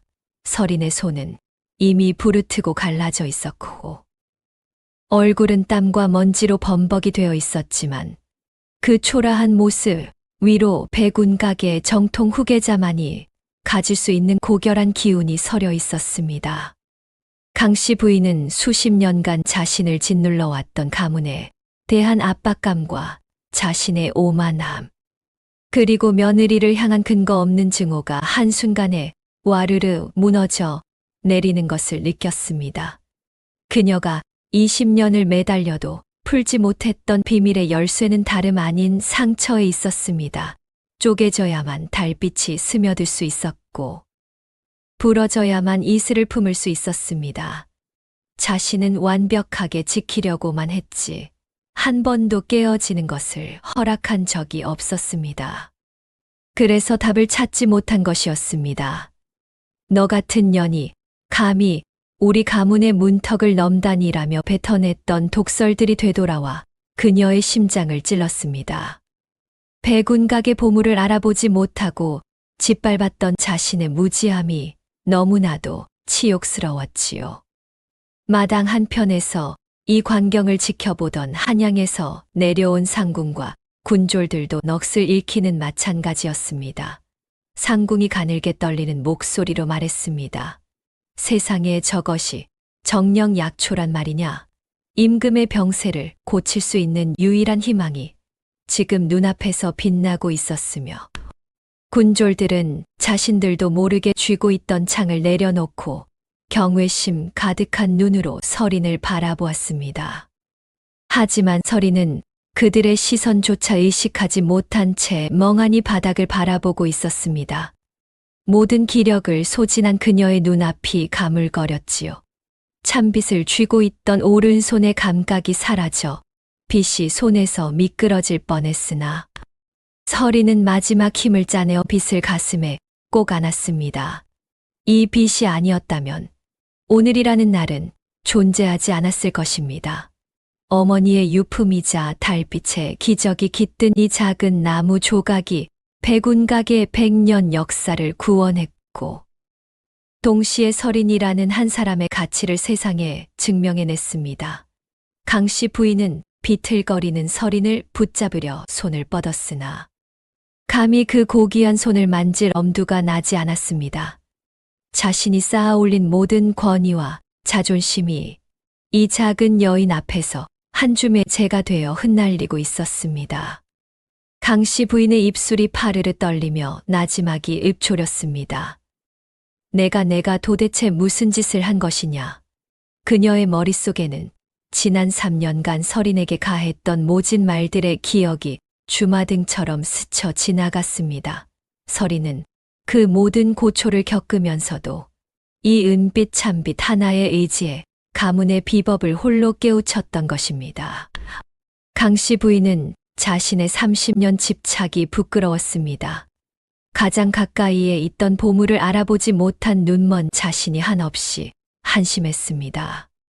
다리에 힘이 풀린 강씨 부인의 무릎이 꺾이며 털썩 소리와 함께 흙바닥에 주저앉았습니다. 명문가, 백운각의 안주인으로서 평생 단 한 번도 남 앞에서 무릎을 굽힌 적 없던 그녀였으나 지금 그녀는 멍하니 설인을 올려다보며 눈물을 흘리고 있었습니다.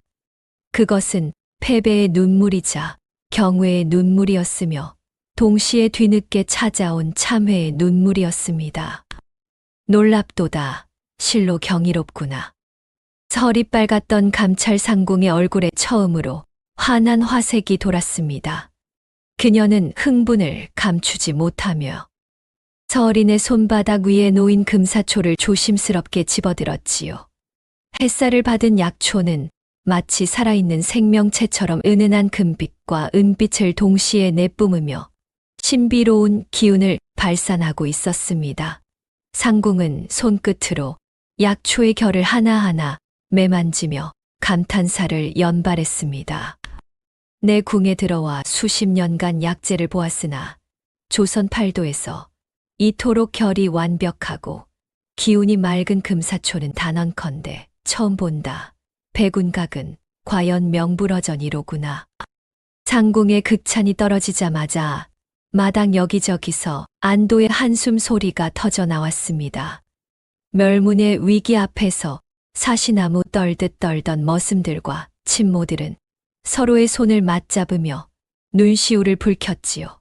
첫째 며느리는 둘째 며느리의 어깨를 껴안고 소리 없이 울었고 부엌 어멈은 치마폭으로 눈물을 훔치며 하늘이 백운각을 버리지 않으셨구만 이라고 읊조렸습니다. 감찰 상궁은 품속에서 왕실의 인장이 찍힌 서찰을 꺼내 들었습니다. 오늘 이 자리에서 명하노라. 백운각은 향후 왕실의 모든 특수 약재를 독점 납품하는 최고 상단으로 확정되었음을 공표한다. 이것은 백운각이 조선 최고의 상단으로서 그 지위를 다시금 공고히 한다는 선포와 다름없었습니다. 상궁은 떠나기 전에 서린에게 시선을 맞추며 나직하게 말했습니다. 내 이름을 기억해 두마 서린이라 하였지. 훗날 내 의원에 내 솜씨가 필요할 때가 올 것이다. 그때는 지금처럼 겁먹지 말고 당당하게 대청마루를 밟거라. 그것은 약재에 대한 최고의 찬사이자 서린의 앞날에 대한 예언과도 같은 말이었습니다. 상궁은 다시 한번 황금빛 금사초를 어루만지며 품속에 조심스럽게 넣었고 나인에게 이 약재가 한양까지 가는 동안 이슬 한 방울도 닿지 않게 하라고 단단히 일렀습니다. 군졸들과 상궁 일행이 만족스러운 얼굴로 가마를 타고 멀어지자 마당에는 백운각 사람들만이 남았습니다. 대문이 닫히고 정적이 찾아오자 차가운 흙바닥에 무릎을 꿇고 있던 강씨 부인이 천천히 몸을 일으켰습니다. 그녀의 화려한 비단 치마는 이미 흙먼지로 뒤덮여 엉망이 되어 있었으나 그녀는 개의치 않았지요.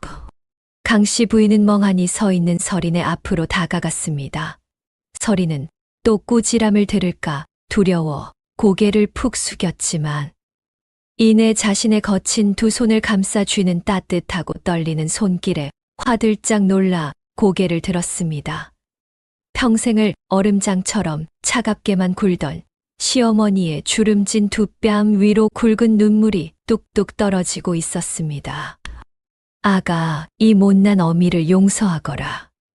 강씨 부인의 입술이 파르르 떨리며 억눌러 왔던 목소리가 터져 나왔습니다. 그녀는 서린의 손등 위에 자신의 얼굴을 묻었습니다. 내 평생에 아집이 가문을 망칠 뻔하였거늘 내가 우리 백운각을 살려내었구나. 3년이라는 긴 세월 동안 이 모진 시어미 밑에서 얼마나 고생이 많았느냐.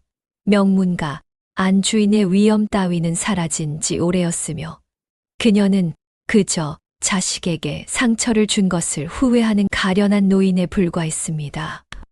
서린의 눈에서도 참아왔던 눈물이 봇물 터지듯 쏟아졌습니다. 지난 3년간 혼자 삼키며 눈물을 훔치던 서러운 기억들이 시어머니의 따뜻한 손길 한 번에 거짓말처럼 녹아내렸습니다. 아무도 자신의 편이 되어주지 않던 긴 밤들도 있었고 다른 며느리들이 웃고 떠드는 소리를 들으며 홀로 눈물을 삼키던 밤도 있었습니다. 그때마다 서린이 꺼내 쥐었던 것이 바로 이 찬빛이었습니다. 어머니의 체온이 남아있는 듯한 낡은 나무 조각을 쥐고 있으면 아무리 서러워도 견딜 수 있었습니다. 그 모든 외로운 밤들이 지금 이 순간을 위해 존재했던 것처럼 느껴졌습니다. 어머니 아닙니다. 저는 괜찮사옵니다. 그저 백운각을 지킬 수 있어 다행일 뿐입니다. 서린은 시어머니의 어깨를 조심스럽게 감싸 안았습니다. 강씨 부인은 며느리의 품에 안겨 어린아이처럼 엉엉 소리내어 울었습니다. 내가 틀렸다. 내가 그 귀한 은빛 참빛을 들고 있었음에도 나는 내 진심을 보지 못하고 껍데기만 보았구나. 평생을 평행선처럼 겉돌기만 하던 고부 사이의 갈등이 가문의 보물인 금사초와 은빛 참빛을 통해 마침내 하나로 합쳐지는 순간이었습니다. 마당 구석에서 이 광경을 지켜보던 첫째 며느리와 둘째 며느리도 서로를 부둥켜 안고 울었으며 머슴들과 일꾼들까지 코를 훌쩍이며 눈물을 닦았습니다. 두 사람은 서로의 손을 꽉 맞잡은 채 마당 한가운데서 부둥켜 안고 오열하며 묵은 상처를 씻어내었습니다. 가을 햇살이 두 사람의 어깨 위로 따뜻하게 내려앉았고 그것은 마치 하늘이 내린 축복처럼 보였습니다. 강씨 부인이 서린의 어깨를 잡고 한 발짝 물러서며 며느리의 얼굴을 찬찬히 들여다보았습니다. 내 얼굴을 이렇게 똑바로 본 것이 처음이구나. 내가 3년 동안 내 눈을 한 번도 바로 보지 못하였으니 그것이 내 최대의 죄다. 서린은 고개를 저으며 시어머니의 손을 꼭 잡았습니다. 두 사람 사이에 놓여있던 보이지 않는 높은 벽이 무너진 그 자리에 새로운 다리가 놓이고 있었습니다. 마당을 가득 채웠던 통곡 소리가 잦아들고 며칠의 시간이 흘러 백운각의 처마 끝에는 투명한 아침 햇살이 고드름처럼 맺혔습니다. 서린은 이제 가문을 멸문의 위기에서 구한 1등 공신이 되어 백운각 안채에서도 가장 볕이 잘 들고 통풍이 좋은 방을 쓰게 되었습니다. 문을 열면 정원의 백매화 나무가 한눈에 들어오는 그 방은 본래 가문의 종부만이 누릴 수 있는 권위의 상징이었으나 강씨 부인은 아무런 망설임 없이 서린에게 그 자리를 내어주었습니다. 행랑아범부터 부엌 어멈까지 서린이 지나갈 때마다 허리를 깊게 숙이며 존경의 눈빛을 보내는 통의 서린은 오히려 몸둘 바를 몰라 했습니다. 아이고, 우리 작은 마님 오셨습니까? 밤새 곧불이라도 드신 건 아닌지 걱정이 되어 잠을 설쳤구만요. 부엌 어멈이 뽀얀 김이 올라오는 숭늉 사발을 들고 오며 호들갑을 떨었습니다. 서린은 그저 수줍게 웃으며 고개를 숙일 뿐이었습니다. 시어머니. 강씨 부인은 아침 식사를 마치기가 무섭게 서린을 자신의 약방으로 불렀습니다. 그곳은 10수년 동안 강씨 부인 외에는 그 누구의 발길도 허락되지 않았던 백운각의 심장부와도 같은 곳이었습니다. 어머마, 이리 가까이 와서 앉거라. 강씨 부인의 목소리는 더 이상 얼음장처럼 차갑지 않았습니다. 오히려 잘 익은 감처럼 부드럽고 따뜻한 기운이 서려 있었습니다. 그녀는 수백 개의 약장 서랍 중 하나를 열어 빛바랜 서책 한 권을 꺼냈습니다. 이것은 우리 가문에서 대대로 내려오는 비방서다. 이제는 내가 이 책의 주인이 되어야 할 것 같구나. 은빛 참빛의 주인이 금사초를 피워냈으니 이 비법들은 이미 내 손안에 있는 것이나 다름없다다. 강씨 부인은 서린의 손을 꼭 잡고 약재를 다루는 법부터 불의 세기를 조절하는 미세한 차이까지 하나하나 전수해 주려 애썼습니다. 하지만 서린은 시어머니의 가르침을 경청하면서도 마음 한구석이 텅 빈 것처럼 허전했습니다. 화려한 비단옷을 입고 기름진 음식을 먹을수록 가슴 속에는 묵직한 돌덩이 하나가 들어앉은 듯 부채감이 커져만 갔습니다. 그 아이는 지금 어디서 무엇을 하고 있을까? 절망의 구렁텅이에서 자신을 건져내준 그 신비로운 꼬마 묘진의 모습이 눈앞에 아른거렸습니다. 뗏물이 꼬죄죄한 얼굴로 무심하게 금사초의 비법을 알려주고는 바람처럼 사라졌던 아이였습니다. 서린은 그 아이에게 따뜻한 밥 한 끼 제대로 대접하지 못했고 낡아 빠진 누더기 대신 이 피로 탄 벌 챙겨주지 못한 것이 내내 천추의 한으로 남았습니다. 결국 서리는 결심한 듯 강씨 부인 앞에 무릎을 꿇었습니다. 어머니, 소부 잠시 집을 비워야겠습니다. 저를 도와준 그 아이를 찾아야 제 마음이 편안해질 것 같습니다. 강씨 부인은 서린의 눈빛에서 확고한 결의를 읽었습니다. 그녀는 빙그레 미소를 지으며 서린의 어깨를 다독였습니다. 내 마음이 참으로 기특하구나. 은혜를 잊지 않는 것이야말로 사람의 도리이지. 내 하인들과 수레를 내어줄 테니 부족함 없이 챙겨서 다녀오너라. 이튿날 새벽 서린은 백운각에서 가장 튼튼한 수레를 끌고 길을 나섰습니다.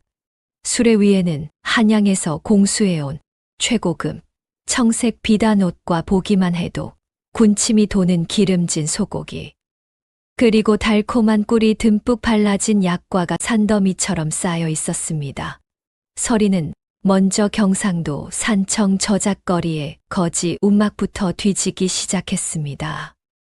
혹시 키는 요만하고 눈이 유난히 초롱초롱한 묘진이라는 아이를 보지 못했느냐?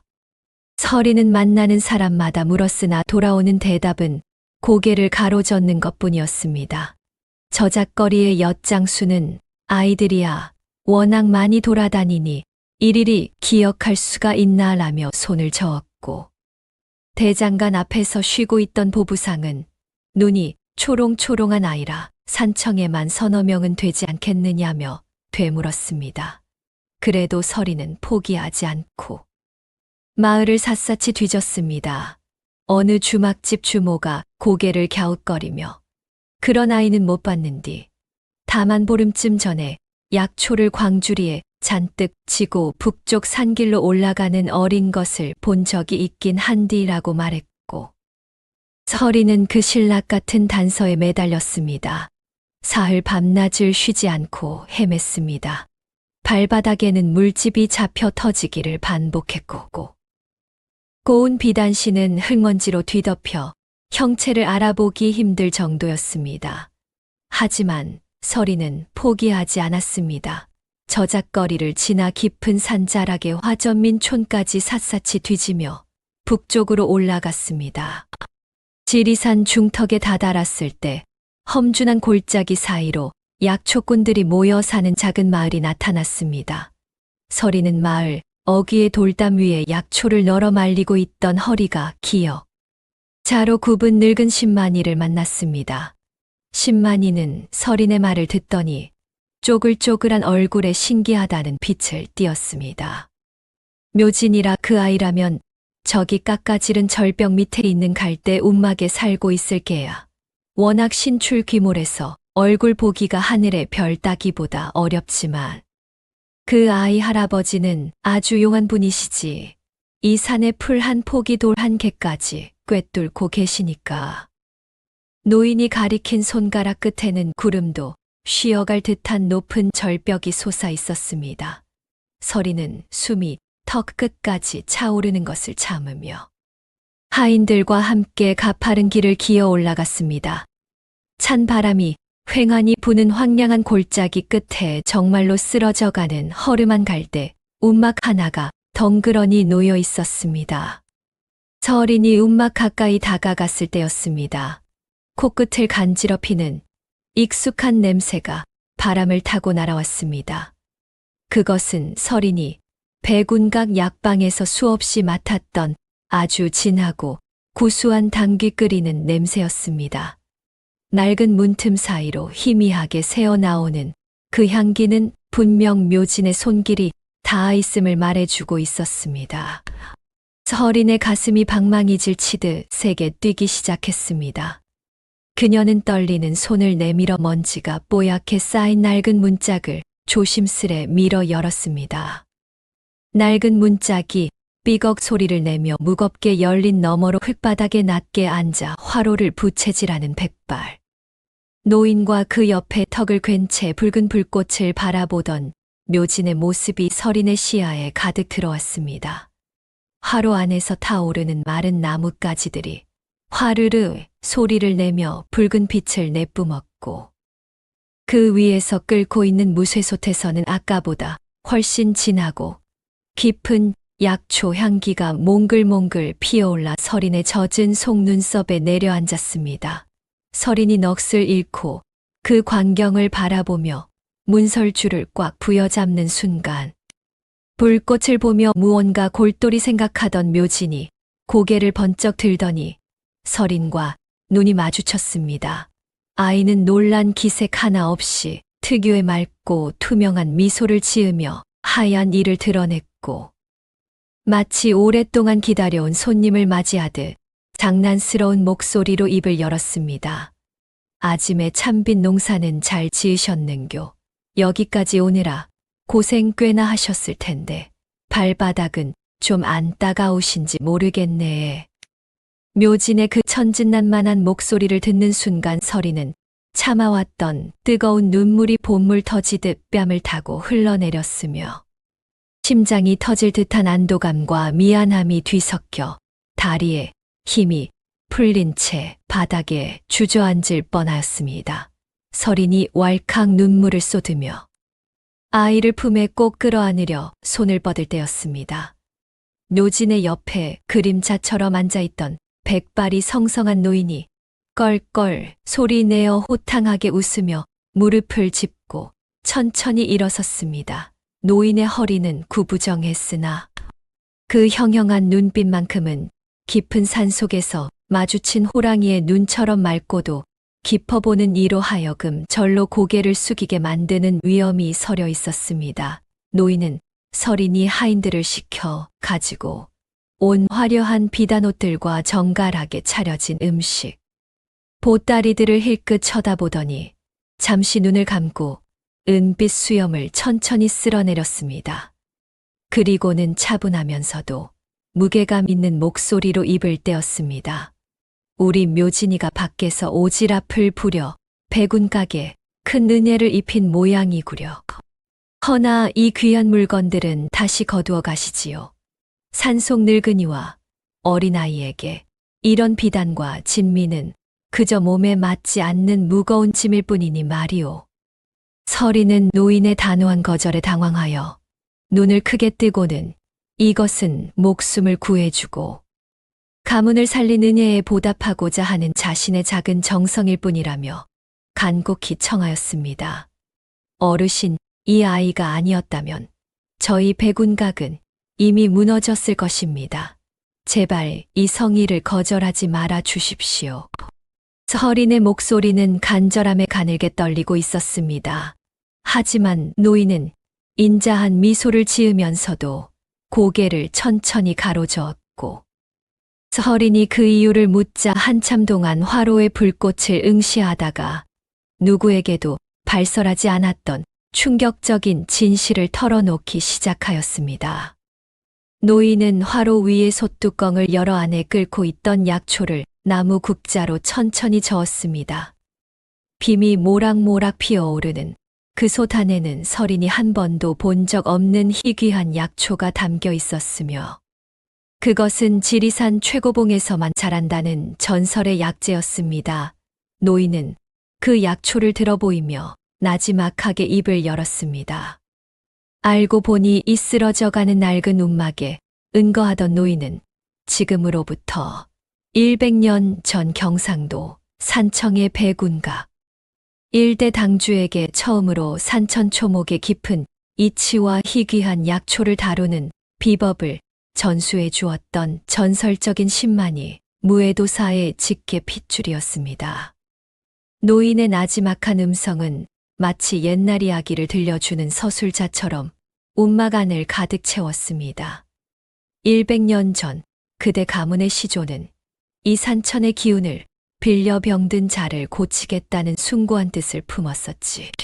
그때 내 조부님께서는 그 마음이 가상하여 산의 비밀을 나누어 주셨던 것이요. 노인은 잠시 말을 멈추고 화로 속 불꽃을 응시했습니다. 그 눈빛에는 100년 세월의 무게가 고스란히 담겨 있었지요. 처음에는 참으로 아름다운 약속이었소. 아픈 이를 낫게 하고 그 대가로 산의 은혜를 되돌리겠다는 맹세 말이오. 허나 사람의 욕심이란 것이 물과 같아서 한 번 넘치기 시작하면 제 길을 찾지 못하는 법이지. 노인의 이야기에 따르면 세월이 흘러 백운각은 조선 땅에서 제일 가는 거상이 되었으나 선조들이 지키고자 했던 근본을 잊고 오직 탐욕과 아랫사람들에 대한 억압에만 물들어갔습니다. 처음에는 병든 자에게 약값을 받지 않았지.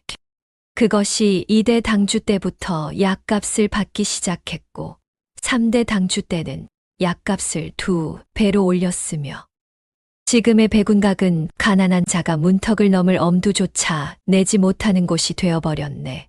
노인의 목소리에는 분노가 아닌 슬픔이 서려 있었습니다. 뿌리가 썩은 나무는 아무리 잎이 무성해도 결국 쓰러지는 법이지. 자네 시어머니와 백운각의 식구들은 약초를 생명을 살리는 귀물로 보지 않고 오직 금전으로만 보게 되었으니 자네 신령함이 그들을 떠난 지 오래였네. 노인은 백운각의 타락을 멀리서 지켜보며 안타깝게 여겨왔고 이제는 그 뿌리마저 완전히 썩어가는 것을 두고 볼 수 없어 자신의 유일한 혈육인 손자 묘진을 마을로 내려보냈던 것이었습니다.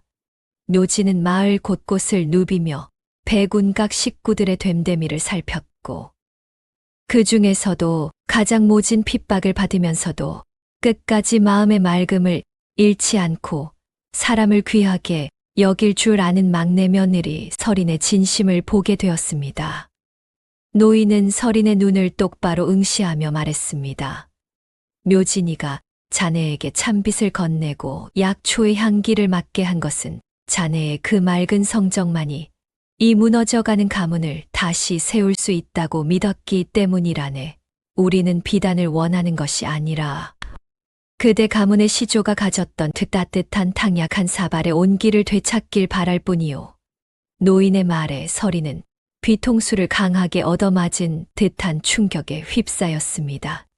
즉, 묘지는 단순히 설인의 처지가 가여워 도운 것이 아니라 백운각이라는 거대한 나무가 완전히 고사하기 전에 가장 건강한 가지인 설인에게 실전되었던 진정한 치유의 비책을 넌지시 돌려준 셈이었습니다. 모든 인과관계와 그 뒤에 숨겨진 거대한 진실을 듣게 된 설인은 온몸에 소름이 돋는 전율을 느꼈으며 눈앞의 작은 아이가 평범한 떠돌이가 아니라 자신의 가문과 삶을 구원하러 온 고귀한 존재였다는 사실의 감격과 경외심이 파도처럼 밀려왔습니다. 설이는 끓어오르는 감정을 주체하지 못하고 차가운 흙바닥에 무릎을 꿇은 채 화로 앞에서 환하게 웃고 있는 묘진의 작고 단단한 두 손을 덥석 부여잡았습니다. 설인의 손은 떨리고 있었으나 그 눈빛만큼은 이전에 본 적 없는 강한 결의로 가득 차 있었습니다. 어르신 그리고 묘진아, 이 미천한 며느리가 이제야 가문의 진짜 보물이 무엇인지 깨달았습니다. 주신 이 귀한 뜻을 결코 헛되이 하지 않겠습니다. 백운각이 다시 생명을 살리는 집이 되도록 제 목숨을 걸고 지키겠습니다. 설인의 고백은 산바람을 타고 움막 밖으로 멀리 퍼져나갔으며 그 순간 화로의 불꽃이 마치 설인의 결심에 화답하듯 더욱 크게 일렁이며 주위를 환하게 밝혔습니다. 묘지는 그저 말없이 설인의 손을 마주 잡으며 장난기 어린 눈을 찡긋해 보였는데 그 깊은 눈동자 속에는 조선 최고의 약재상을 다시 세울 새로운 희망의 씨앗이 단단히 뿌리를 내리고 있었습니다. 설인의 하얗게 질린 손마디에는 간절함이 가득 실려 있었으며 그녀의 눈에서 떨어진 뜨거운 눈물방울이 묘진의 거친 손등을 적셨습니다. 묘진아, 어르신 이러실 것이 아니라 부디 저와 함께 백운각으로 가시지요. 제가 평생을 다해 두 분을 친가족처럼 모시고 이 아이에게 세상에서 가장 좋은 옷과 학문을 내어주겠나이다. 설인의 목소리는 애절하게 떨리고 있었으며 그 안에는 한치의 거짓도 없는 진심이 꾹꾹 눌러 담겨 있었습니다. 그러나 묘지는 산들바람처럼 맑게 소리내어 허허 웃더니 서린의 억센 소나귀에서 자신의 작고 보드라운 손을 부드럽게 스르륵 빼내었습니다. 아짐의 찬빛이 달빛을 묵어봤자 달이 되는 건 아니지. 달빛은 그저 품는 것이 아니라 세상을 비추는 기라에 저는 비단옷 입고 방 안에 갇히는 것보단 저 구름이랑 바람 따라 흘러가는 기. 제일 행복합니다. 아이의 말은 고작 7살 꼬마의 입에서 나왔다기엔 믿기 힘들 정도로 깊은 철학을 품고 있었습니다. 서리는 더 이상 말을 잇지 못하고 입술만 달싹거렸습니다. 아이를 붙잡고 싶은 마음은 간절했으나 묘진의 눈동자 속에 담긴 바람의 자유로움을 보는 순간 그것이 자신만의 욕심이라는 것을 깨달았습니다. 이 아이는 누군가의 곁에 묶여 살 아이가 아니었습니다. 바람에게 멈추라 할 수 없듯이 묘진에게 머무르라 할 수는 없는 것이었습니다. 곁에 있던 노인 역시 인자한 미소를 지으며 짐이랄 것도 없는 낡은 보찜을 어깨에 둘러맸습니다. 이보시오 안주인 빛이 쪼개지지 않았다면 어찌 달빛을 온전히 품을 수 있었겠소. 그대의 가슴에 새겨진 그 깊은 상처가 곧 가문을 살린 귀한 약이 된 것이니 앞으로도 그 어진 마음으로 고통받는 사람들을 살피며 살아가시오. 노인은 지팡이를 짚고 천천히 운막문을 열었습니다. 삐걱 소리를 내며 열린 문틈으로 지리산의 서늘하고도 맑은 공기가 한꺼번에 밀려들어왔습니다. 두 사람은 미련 없이 운막을 나서 굽이진 산길을 천천히 오르기 시작했습니다. 묘지는 몇 걸음 가다가 뒤를 돌아보며 환하게 웃었습니다. 아짐의 찬빛 잘 간수하시소. 달빛이 있는 밤이면 가끔 이슬에 내놓아 주시소. 그래야 빛이 오래오래 아지매를 도와줄 기라에 아이의 마지막 당부마저도 따뜻한 지혜가 담겨 있었습니다. 서리는 고개를 끄덕이며 입술을 꽉 깨물었습니다. 서리는 차마 더 이상 그들을 붙잡지 못하고 멍하니 서 있다가 붉은 노을이 짙게 내려앉는 지리산 자락으로 스며들듯 멀어지는 아이의 뒷모습을 향해 거친 흙바닥에 무릎을 굽히고 엎드려 깊은 큰절을 올렸습니다. 고맙습니다. 참으로 고맙습니다. 서린의 낮은 읍초림이 산들바람에 실려 멀리 날아갔습니다. 노인과 아이의 모습이 저녁 노을 속으로 완전히 사라진 뒤에도 서리는 한참을 그 자리에서 움직이지 못했습니다. 바람이 불어올 때마다 아이의 맑은 웃음소리가 풀잎 사이에서 들려오는 듯했고 품속의 찬빛이 따뜻한 온기를 전해주는 듯했습니다. 서리는 찬빛을 꺼내어 노을빛에 비추어 보았습니다. 쪼개진 단면에 새겨진 달빛의 흔적이 붉은 석양과 만나 오묘한 빛을 뿜고 있었습니다. 이 작은 빛 한 자루에 어머니의 사랑과 묘진의 지혜와 달빛의 기적이 모두 담겨 있었습니다. 서리는 찬빛을 가슴에 꼭 안고 천천히 몸을 일으켰습니다. 이제 돌아가야 할 곳이 있었습니다. 자신을 기다리는 사람들이 있는 백운각으로. 훗날 서리는 쪼개진 찬빛이 가르쳐준 겸손의 교훈과 바람의 아이가 남긴 지혜를 가슴 깊이 새긴 채 조선 팔도에서 가장 가난하고 소외된 자들을 보듬어 안는 가장 어질고 지혜로운 대행수로 역사에 그 이름을 뚜렷이 남기게 됩니다. 그녀는 약값을 낼 수 없는 자에게는 무상으로 약을 나누어 주었고 버림받은 아이들을 거두어 학문을 가르쳤으며 달빛이 환한 밤이면 어김없이 빛들의 찬빛을 내어놓아 그날의 은혜를 잊지 않았습니다. 백운각의 대문에는 더 이상 멸문지화를 두려워하는 자물쇠가 걸리지 않았고 대신 누구든 아프면 찾아올 수 있는 열린 문이 되었습니다. 강씨 부인은 여생을 서린의 곁에서 조용히 보냈으며 손자 손녀들에게 옛날 이야기를 들려줄 때면 늘 이렇게 시작했다고 합니다. 옛날에 바람을 닮은 아이가 있었는데 그 아이가 우리 집을 살렸단다. 흙먼지 묻은 치맛자락을 툭툭 털고 일어선 설인의 얼굴에는 그 어느 때보다 맑고 평온한 미소가 번져 있었습니다. 산청의 따스하고 상쾌한 바람이 그녀의 치맛자락을 부드럽게 휘감으며 불어오고 있었으며 저 멀리 지리산 봉우리는 마치 그녀의 앞날을 축복하듯 장엄하고도 아름다운 위용을 뽐내며 우뚝 서 있었습니다. 그렇게 하나의 인연이 가고 새로운 삶의 장이 활짝 열리고 있었습니다. 바람이 불어올 때마다 어디선가 묘진의 맑은 웃음소리가 들려오는 듯 했습니다.